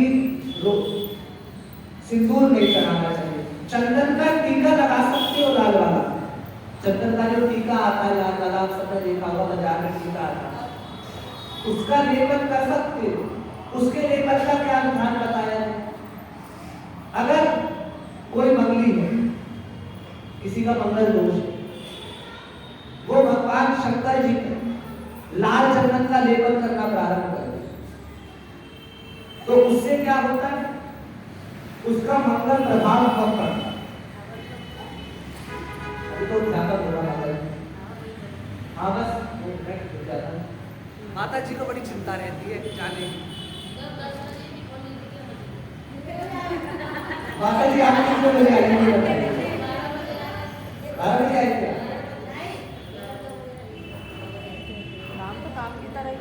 अब लाल वाला जो चंदन है उसका लेपन करना चाहिए भगवान शंकर पे, सिंदूर नहीं लगाना चाहिए। अब एक गलतियां और करती है माता जी। भगवान शंकर जी ने, मैंने बहुत माताओं को देखा, तुलसी चढ़ाती।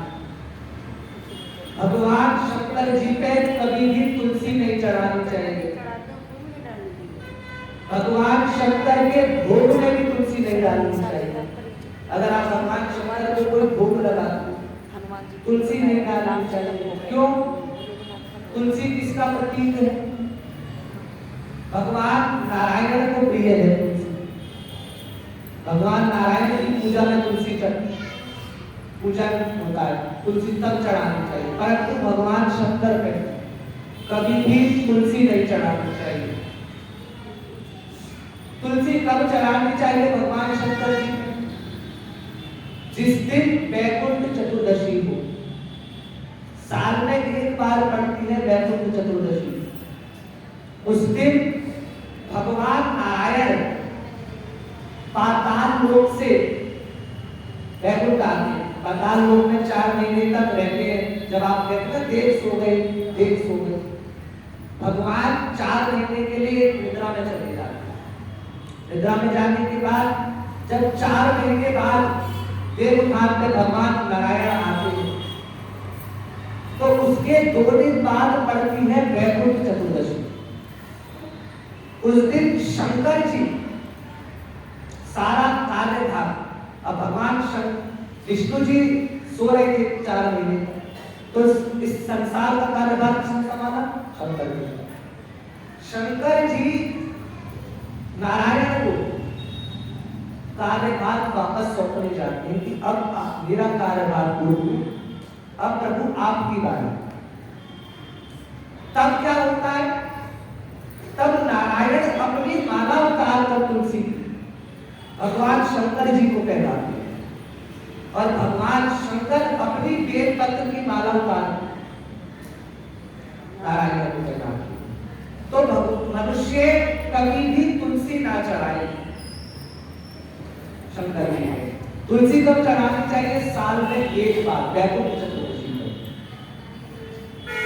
और बहुत माताएं क्या करती, वैसे मैंने कभी देखा तो नहीं, शायद गलती करती भी हो या नहीं करती, पर सुनिए थी, कभी भी भगवान शंकर की पूजा शंख नहीं बजाना चाहिए। शंख का बड़ा विरोध है। भगवान शंकर की पूजा में अगर आप शंख बजाते हो तो आपकी पूजा अस्वीकार कर दी जाती है।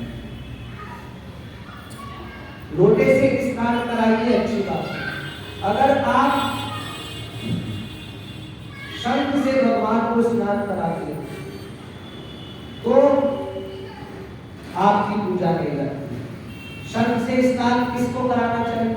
नारायण को, राधा रानी को, उनको शंख से स्नान कराना चाहिए।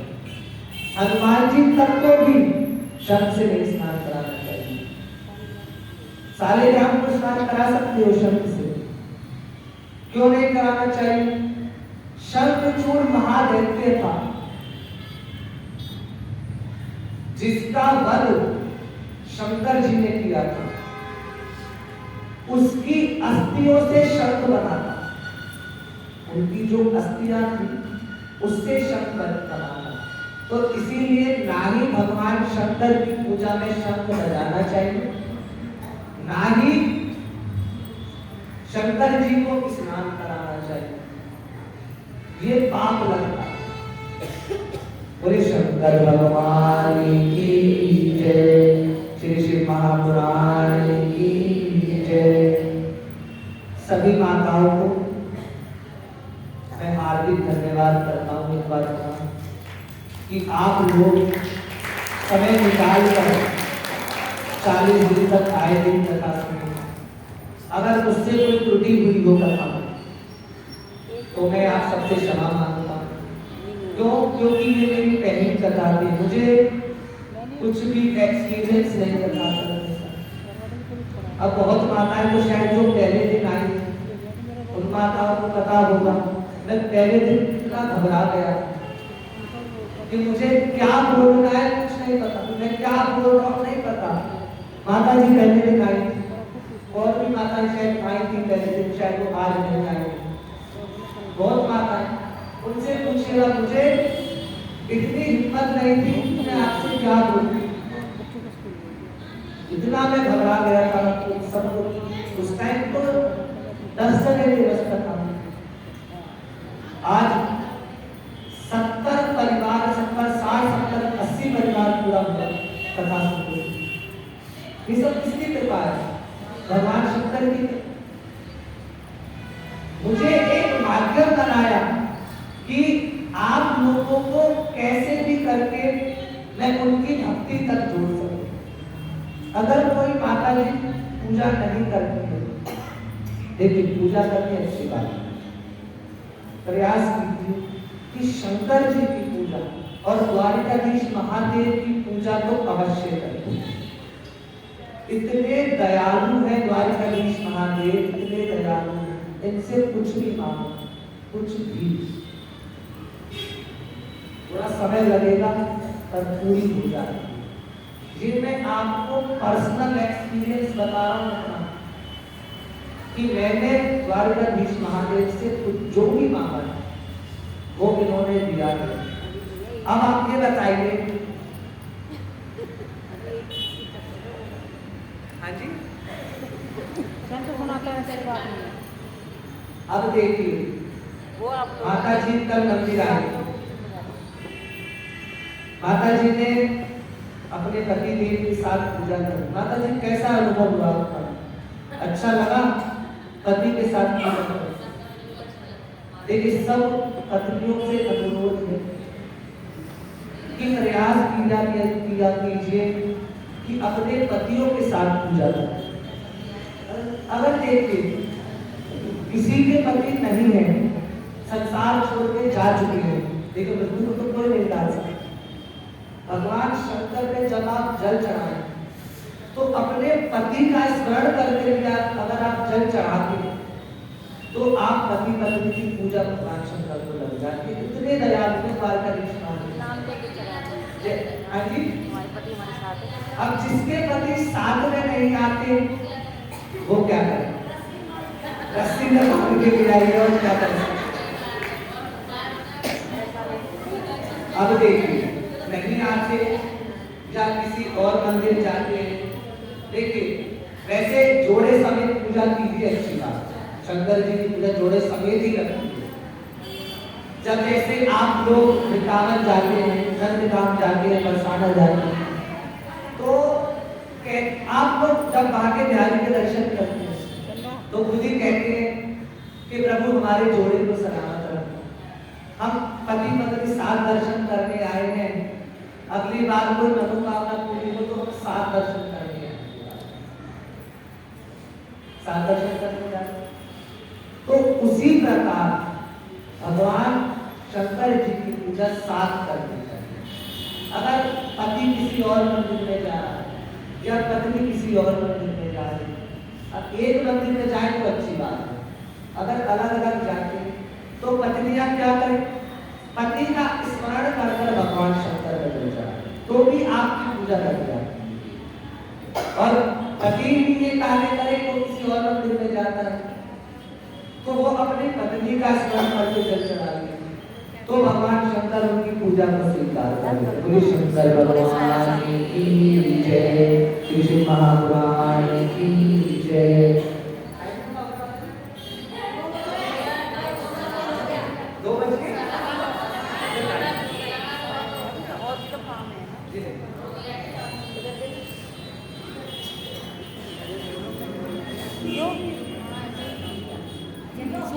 ढोलक बजाने के हमारे पास हाँ जी, वैसे मम्मी एक खबर एक बजे बोलो फिर उद्यापन करवाते हैं। इधर होकर निकाल ऊपर, हाँ जी इधर होकर निकाल दो ना। अरे इधर होकर निकाल दो, हो गया। अरे इधर से ऐसे निकाल दो, इधर के चाहिए।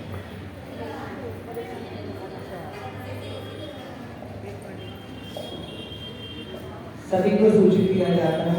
हवन भोजन के बाद सभी माताएं उद्यापन करेंगे शिव महापुराण का। उसके बाद हवन होगा जो आपने 40 दिन तक कथा सुनी। उसके बाद प्रसाद ग्रहण किया जाएगा और समस्त माताओं से अनुरोध है आज सब माताएं 10 दिए ले जाइएगा। 10 दिए 22 तारीख को आप सबको पता है रामलला विराज रहे हैं अयोध्या में, तो दिवाली को मनानी पड़ती है, प्रभु आ रहे हैं। तो 10 दिए आप मंदिर से ले जाइए। मंदिर में सभी के लिए दिए आ चुके हैं और इसका आपको कोई पैसा नहीं देना। कोई पैसा ये सोचिए माता जी पैसा देना, कोई पैसा नहीं देना। सभी के 10 दिए 5 दिए आप अपने घर में जलाएंगे और 5 दिए 22 तारीख को शाम को द्वारिका मंदिर में आकर आपको जलाना है और सभी को सूचित किया जाता है 22 तारीख को श्री राम श्री शिव महापुराण कथा होगी, एक दिन की कथा। 21 तारीख की है एकादशी, 21 तारीख की एकादशी है। 22 तारीख दिन सोमवार श्री राम श्री शिव महापुराण कथा अपने द्वारिका मंदिर में होगी। कथा का समय है शाम को 4 बजे। कि आप सब माताएं अपने घरों से समस्त काम फ्री करके कथा में आई। एक लीला आपको सुनाई जाएगी भगवान श्री राम की और महादेव की। भगवान राम कितने प्रिय क्यों है भगवान शंकर और भगवान शंकर राम जी को प्रिय। एक लीला होगी आप उस दिन 2 घंटे की कथा होगी 4 से 6 और 6 से 7 कीर्तन होगा। कोई माता हल्ला ना मचाए कि आरती कर दो आरती कर। 6 से 7 कीर्तन होगा। 7 बजे यहाँ पर दिवाली मनाई जाएगी। जो आप दिए लेकर आए, घी के दिए जो आप 5-5 लेकर आओगे, वो सब दिए आपको प्रभु राम जी के आगे जलाने और आप सबसे एक महत्वपूर्ण बात और करते हैं।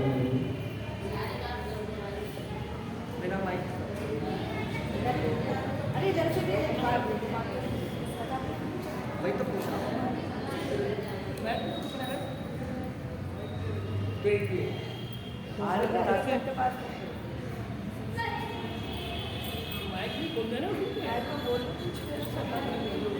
आज कथा संपूर्ण हो। अगर आपको माताएं चाहती हैं कि कथा पुनः शुरू हो, हर सोमवार रोज नहीं कि हफ्ते में एक बार कोई सा भी पुराण शिव महापुराण का संपूर्ण हो गया। अगर आप माताएं चाहती हैं कि हम विष्णु पुराण सुने या अग्नि पुराण सुने या नारद पुराण सुने, तो आप माताएं चाहती हैं तो मैं बताइए सोमवार कथा रखो हफ्ते में एक दिन शाम को 4 बजे से 6 बजे। उसी दिन आपको उपाय बताया जाया करेगा। रोज हर सोमवार कोई ना कोई उपाय आपको बताया जाया करेगा। अगर आप माता की सहमति है तो मुझे बता दें कि सोमवार आप कथा रखिए। आप उठा लीजिए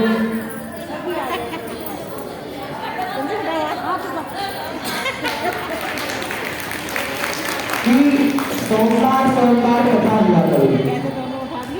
रोज नहीं देखिए, रोज आप 40 दिन तक आए, इसका ही आप सबको धन्यवाद। शाम को 4 बजे अगले सोमवार को तो कथा देखिए शिव महापुराण से ही होगी, श्री राम की लीला होगी। उसके अगले सोमवार अब आप बताइए कौन सा पुराण बताया जाए। नहीं देखिए पुराण सारे सही है, विष्णु जी समझ नहीं है जो सुनाना है सुना देना। आपस सुना दे श्रीमद् भागवत, तो आप समस्त माताओं को श्रीमद् भागवत का रहस्य सुनाया जाए। देखिए श्रीमद् भागवत अलग है, श्रीमद् भगवत गीता अलग है और श्रीमद् भागवत का रहस्य अलग है। आपको श्रीमद् भागवत का रहस्य सुनाया जाएगा कि सूत जी महाराज ने भागवत का क्या रहस्य ऋषि मुनियों को बताया। बोल शंकर भगवान की जय, श्री शिव महापुराण की जय। बोल शंकर भगवान की जय, बोल बालाजी महाराज की।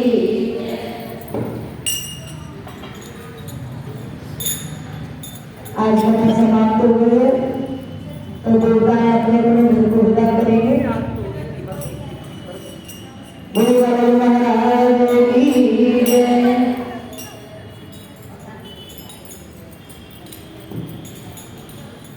बजरंगी करो विश्राम सत्संग गया हुआ बजरंगी करो विश्राम सत्संग गया हुआ बजरंगी करो विश्राम सत्संग गया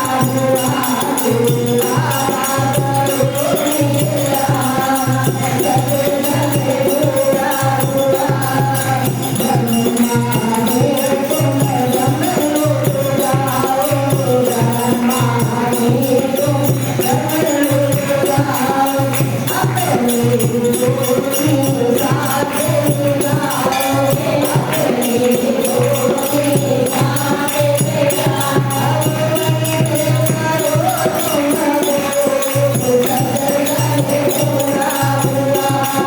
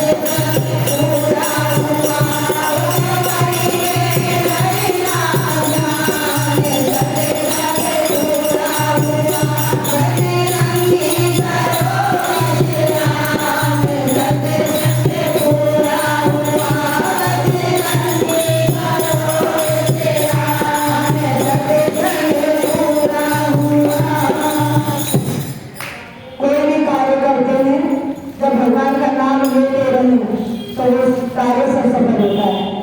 हमेशा हर स्त्री को एक कार्य जरूर करना चाहिए।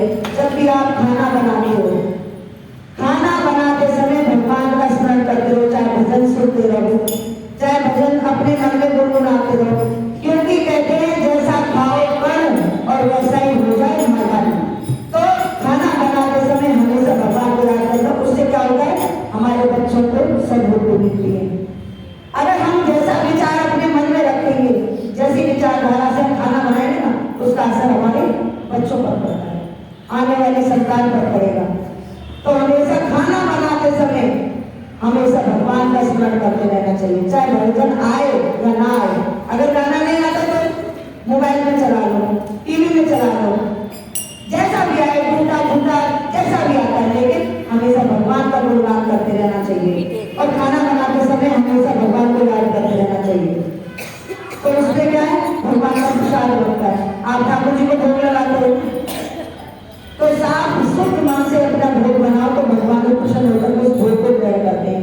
बजरंगी करो विश्राम, सरे सरे पूरा हुआ। बजरंगी करो विश्राम, सरे सरे पूरा हुआ।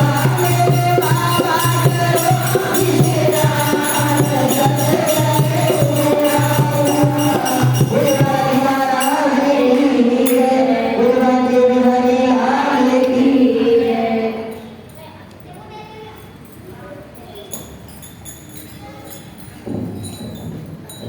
शंकर भगवान की जय, श्री श्री महापुराण की जय। देखो जी, आज शिव पुराण समाप्ति और अभी इस समय आप सभी भक्तजन पहले अपने हाथ में संकल्प करेंगे, जो भी अपना दक्षिणा रखनी है हाथ में रखेंगे और उद्घाटन होगा शिव महापुराण का। तो जो भी अपना विचार जो भी हाथ में रख करके शिव पुराण में कराएंगे। इसके बाद भंडारा का प्रसाद वितरण किया जाएगा। ये भंडारा भगवान शिव जी का महाप्रसाद है। ये आप सभी के सहयोग के द्वारा और विशेष सहयोग में श्री दिलीप कुमार जी और जितेंद्र शर्मा जी द्वारा दिया गया है। दिलीप कुमार जी और जितेंद्र जी द्वारा इसमें विशेष सहयोग दिया गया है। बाकी ये सभी के सहयोग से भगवान का प्रसाद तैयार हुआ है। भगवान आप सबके घरों में खुशियां प्रदान करे, आपकी सभी की इच्छाएं पूर्ण करे, सभी के घरों में भोले भंडारी भंडार बनता रहे, सभी के यहाँ सुख शांति रहे, सभी को मनोकामना प्रदान हो। और इसके बाद ये उद्घाटन के बाद हवन होगा, हवन के बाद आरती, इसके बाद सभी अपना बैठ करके प्रसाद लेकर के जाएंगे। तो शंकर भगवान की जय, शिव महापुराण की जय। भोले भंडारी सभी भक्तों की खूब जोड़ियां बने, सभी को मनोकामना से फल प्रदान करें। तो शंकर भगवान की जय। तो शंकर भगवान की जय, श्री श्री महापुराण की जय। अब कितनी माताएं कल से रोज मंदिर आएंगी, हाथ खड़ी कीजिए, तो झूठ मत बोलना, मंदिर में बैठो शंकर जी के साथ। कितनी माताएं गणपति महादेव के पास रोज आएंगी कल से। देखिए भगवान से मिलना जरूर आना चाहिए। कभी कभी नहीं माता जी, देखिए हम किसी को ये नहीं कह रहे कि बाहर का मंदिर ही आइए, आपके घर के पास जो भी मंदिर हो, भगवान से मिलने जरूर जाइए। एक कहावत कही है, पता है क्या? दुनिया कैसी बावली, सुनिएगा कहावत बड़ी अच्छी है। अरे आप लोगों में नाम होती है, दुनिया कैसी बावली पत्थर पूजन जाए। घर की चाबी कोई ना पूछे, जिसका दिया सब कुछ। जिस भगवान के घर के आसपास जो मंदिर है, वहां जाने का किसी का मन नहीं करता। चलो केदारनाथ चलते हैं, वृंदावन जाएंगे, सोमनाथ जाएंगे, बद्रीनाथ जाएंगे। जो भगवान आपके यहाँ पर बैठे हैं उनसे मिलने का फुर्सत नहीं है आपको। तीर्थ करने हैं आप।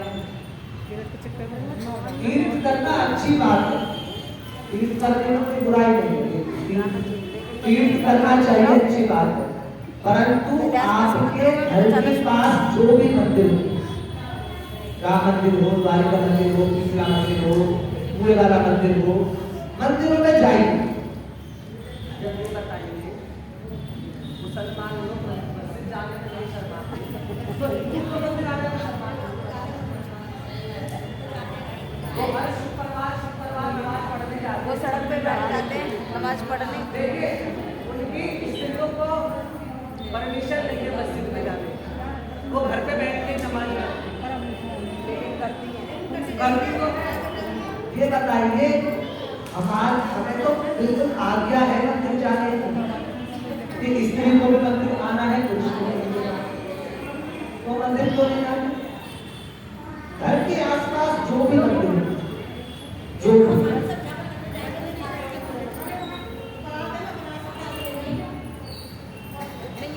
श्री महाप्राण ने तो रोका।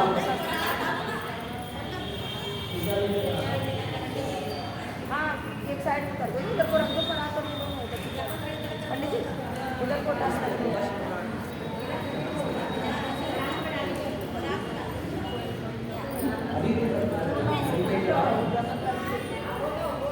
कपड़ा लाना है वो नीचे है, है तो नया बोल शंकर भगवान की जय। इसीलिए देखिए सभी माताएं मंदिर आना प्रारंभ करें। और देखिए वृंदावन जाना अच्छी बात है, महाकाल जाना अच्छी बात है, कोई मना नहीं। अब अभी माता जी ने मुझसे बात बोली थी कथा में 2-4 दिन पहले कि दर्शन नहीं होते, हम रामेश्वरम गए थे, महाकाल गए थे, पैसे तो दर्शन हो जाते हैं। ये पैसे का नियम किसने बनाया है? आप लोगों ने तो पैसे का नियम बनाया है। शुरू कर दिया तब इतनी ज्यादा पब्लिक जाएगी वहां पर, तो जाना अच्छी बात है, जाने को कोई मना नहीं है, वृंदावन जाइए, जाना अच्छी बात है। पर ये बताइए जब जितना ज्यादा लोग जाएंगे वहां पर उतना लोग पैसा मांगेंगे। अब देखिए मैं आपको दर्शन कराता हूँ। इसका छोटा सा दिल नहीं है, दिल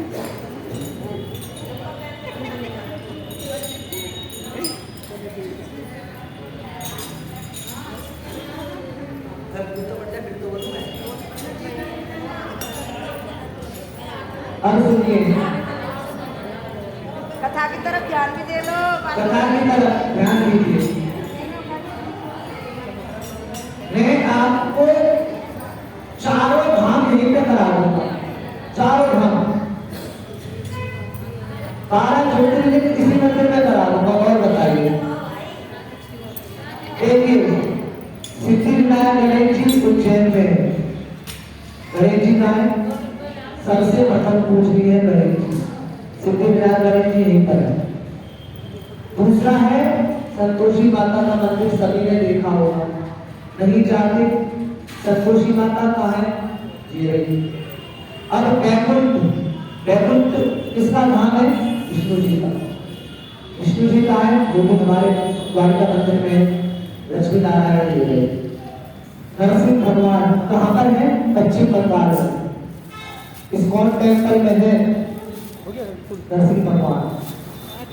और दिल्ली में 1 या 2 मंदिरों में होंगे, और कहीं नहीं होगा, 2-3 दिन तक। अब आ जाएंगे मेहंदीपुर बालाजी, जाते हैं सभी ने देखा हो, मेहंदीपुर बालाजी भी यहीं पर, ये रहे मेहंदीपुर बालाजी है। अब वृंदावन जानते हो? वृंदावन में कौन है? भाग्य बिहारी, भाग्य बिहारी भी यहीं है। बरसाना जाते हो? राधा रानी जाते, राधा रानी भी यहीं है। शिरडी सबने देखा होगा, शिरडी नाम सुना होगा, साईं बाबा वो भी यहीं पर है। 12 से बैठे द्वारकाधीश महादेव महादेव है हमारे पास। 12 ज्योतिर्लिंग है। अयोध्या राम जी का दरबार सबने देखा, राम जी भी है, लेकिन जो राम नहीं जा पा रहे उसके लिए द्वारका मंदिर में राम जी है, राम मंदिर में राम जी है। और बताइए सालासर बालाजी, सालासर बालाजी वो भी नहीं है, वो है बगल में। बागेश्वर बालाजी सभी ने नाम सुना होगा, बागेश्वर बालाजी वो भी नहीं है, वो कहाँ है? क्योंकि राम जी के चरणों में रहते हैं। अब 9 देवियां आप जाते हैं, 9 देवियां चंडी देवी, मनसा देवी, सब माताओं का जाना, सब माताएं द्वारका मंदिर में। वेलकम में द्वारका मंदिर के अलावा किसी भी मंदिर में 10 देवियां नहीं है, 10 देवियां किसी मंदिर में नहीं, 10 देवियों का वास द्वारका मंदिर में। अब बताइए चारों धाम मैंने यहीं पे करा है, तो अब बताइए कल से मंदिर आओगे नहीं आओगे? अभी मैं चुना सोचेंगे। अब देखो चारों धाम की यात्रा मैंने यही करवा दी, द्वारकाधीश यहीं पर है, जगन्नाथ जी भी यहीं पर है। हाँ बस एक खाटू श्याम जी नहीं है हमारे यहाँ पे, भगवान ने चाहे तो खाटू श्याम को किसी ने बोला ही नहीं। तो शंकर भगवान की जय, ऋषि महापुराण की जय। अब ये शिव महापुराण का संकल्प करें, सभी अपने अपने हाथों में फूल दे दिया है सभी को, और जो भी दक्षिणा रखनी है अपने श्रद्धा से दक्षिणा रख करके हाथ में शिव प्राप्त कराएंगे कि हमने ये शिवकाल का पाठ सफल किया है, उसका पूर्ण फल हमको प्राप्त हो।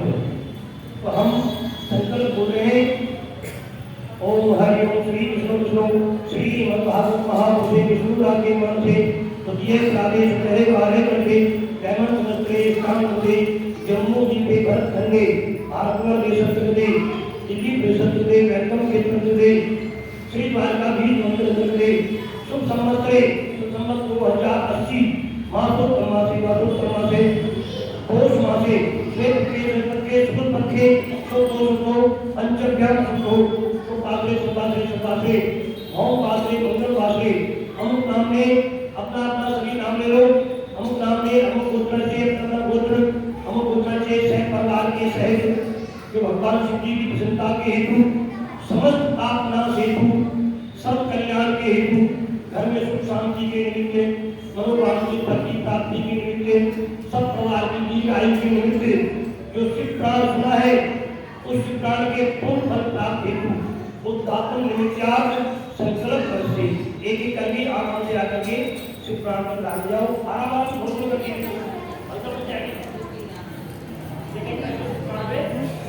डाल जाओ, उसके बाद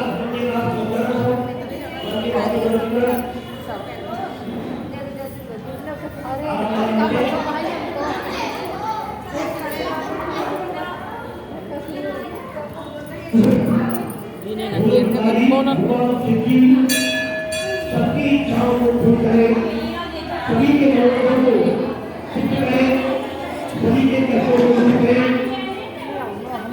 भगवान से प्रेम करे, भोले बिहारी ऐसा आते सभी के मनोरथों को पूर्ण करे। और ये सभी ने इस पुराण में सहयोग दिया, सभी को भगवान सबकी इच्छाओं को पूर्ण करे। सर्वधर्म से हमने बहुत सहयोग दिया, सामने सहयोग दिया, भोले भंडारी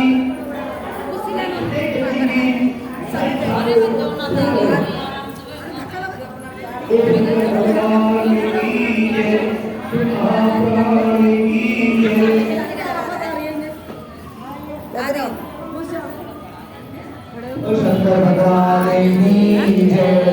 सभी माताएं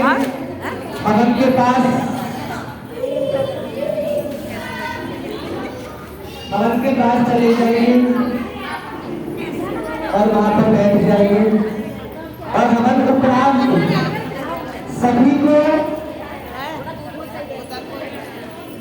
असली शिव महापुराण के दर्शन कराए जाएंगे।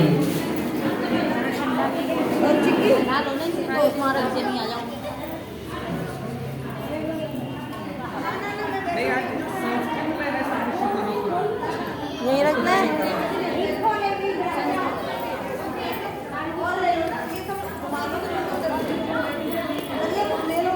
शंकर भगवान की जय, ऋषि महाराज की जय।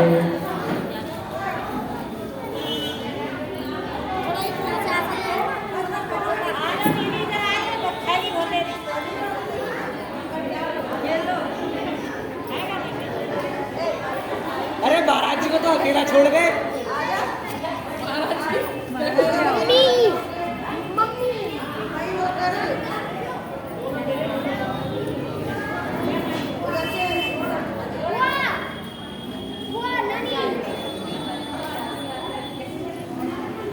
तेरी मम्मी उधर बैठी है, भाभी चेयर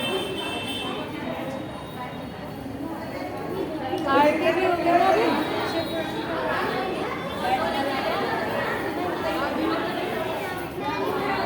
अरे आ गई आशु दीदी आ गई।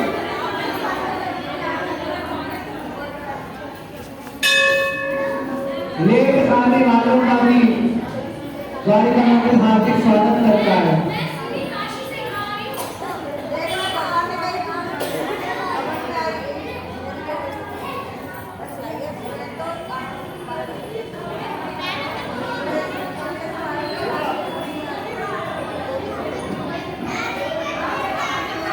शंकर भगवान की जय, श्री शिव महापुराण की जय। पापा ये गेट खोल देना क्या?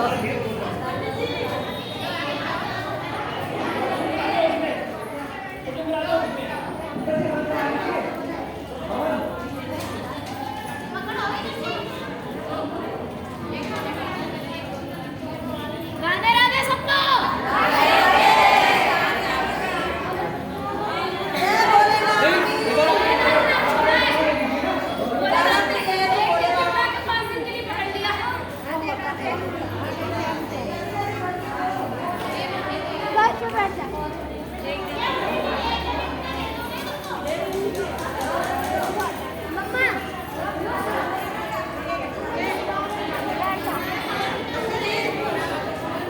हाँ जी,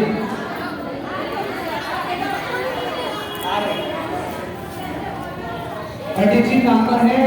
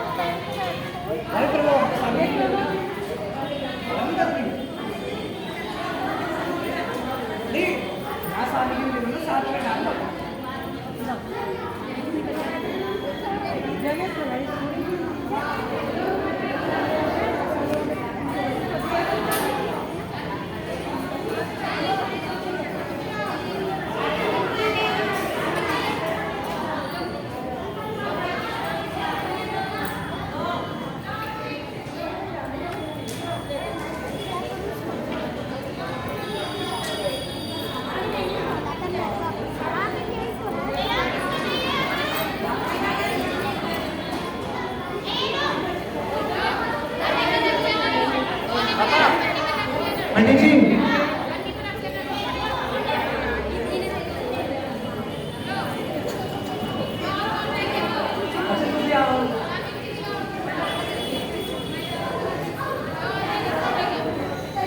एक बार सभी शांत हो जाओ, शांत हो जाओ सब। इधर देखो, हमारे महाराज जी ने पूरे 100 महीने कथा सुनाई है, तो महाराज जी का स्वागत है।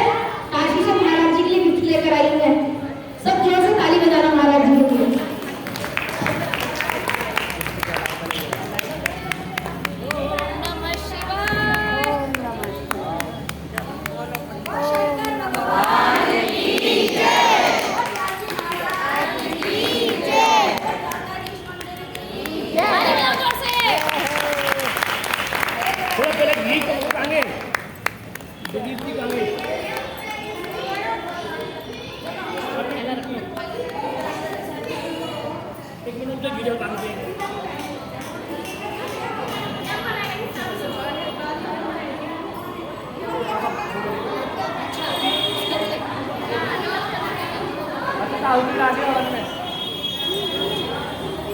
शंकर भगवान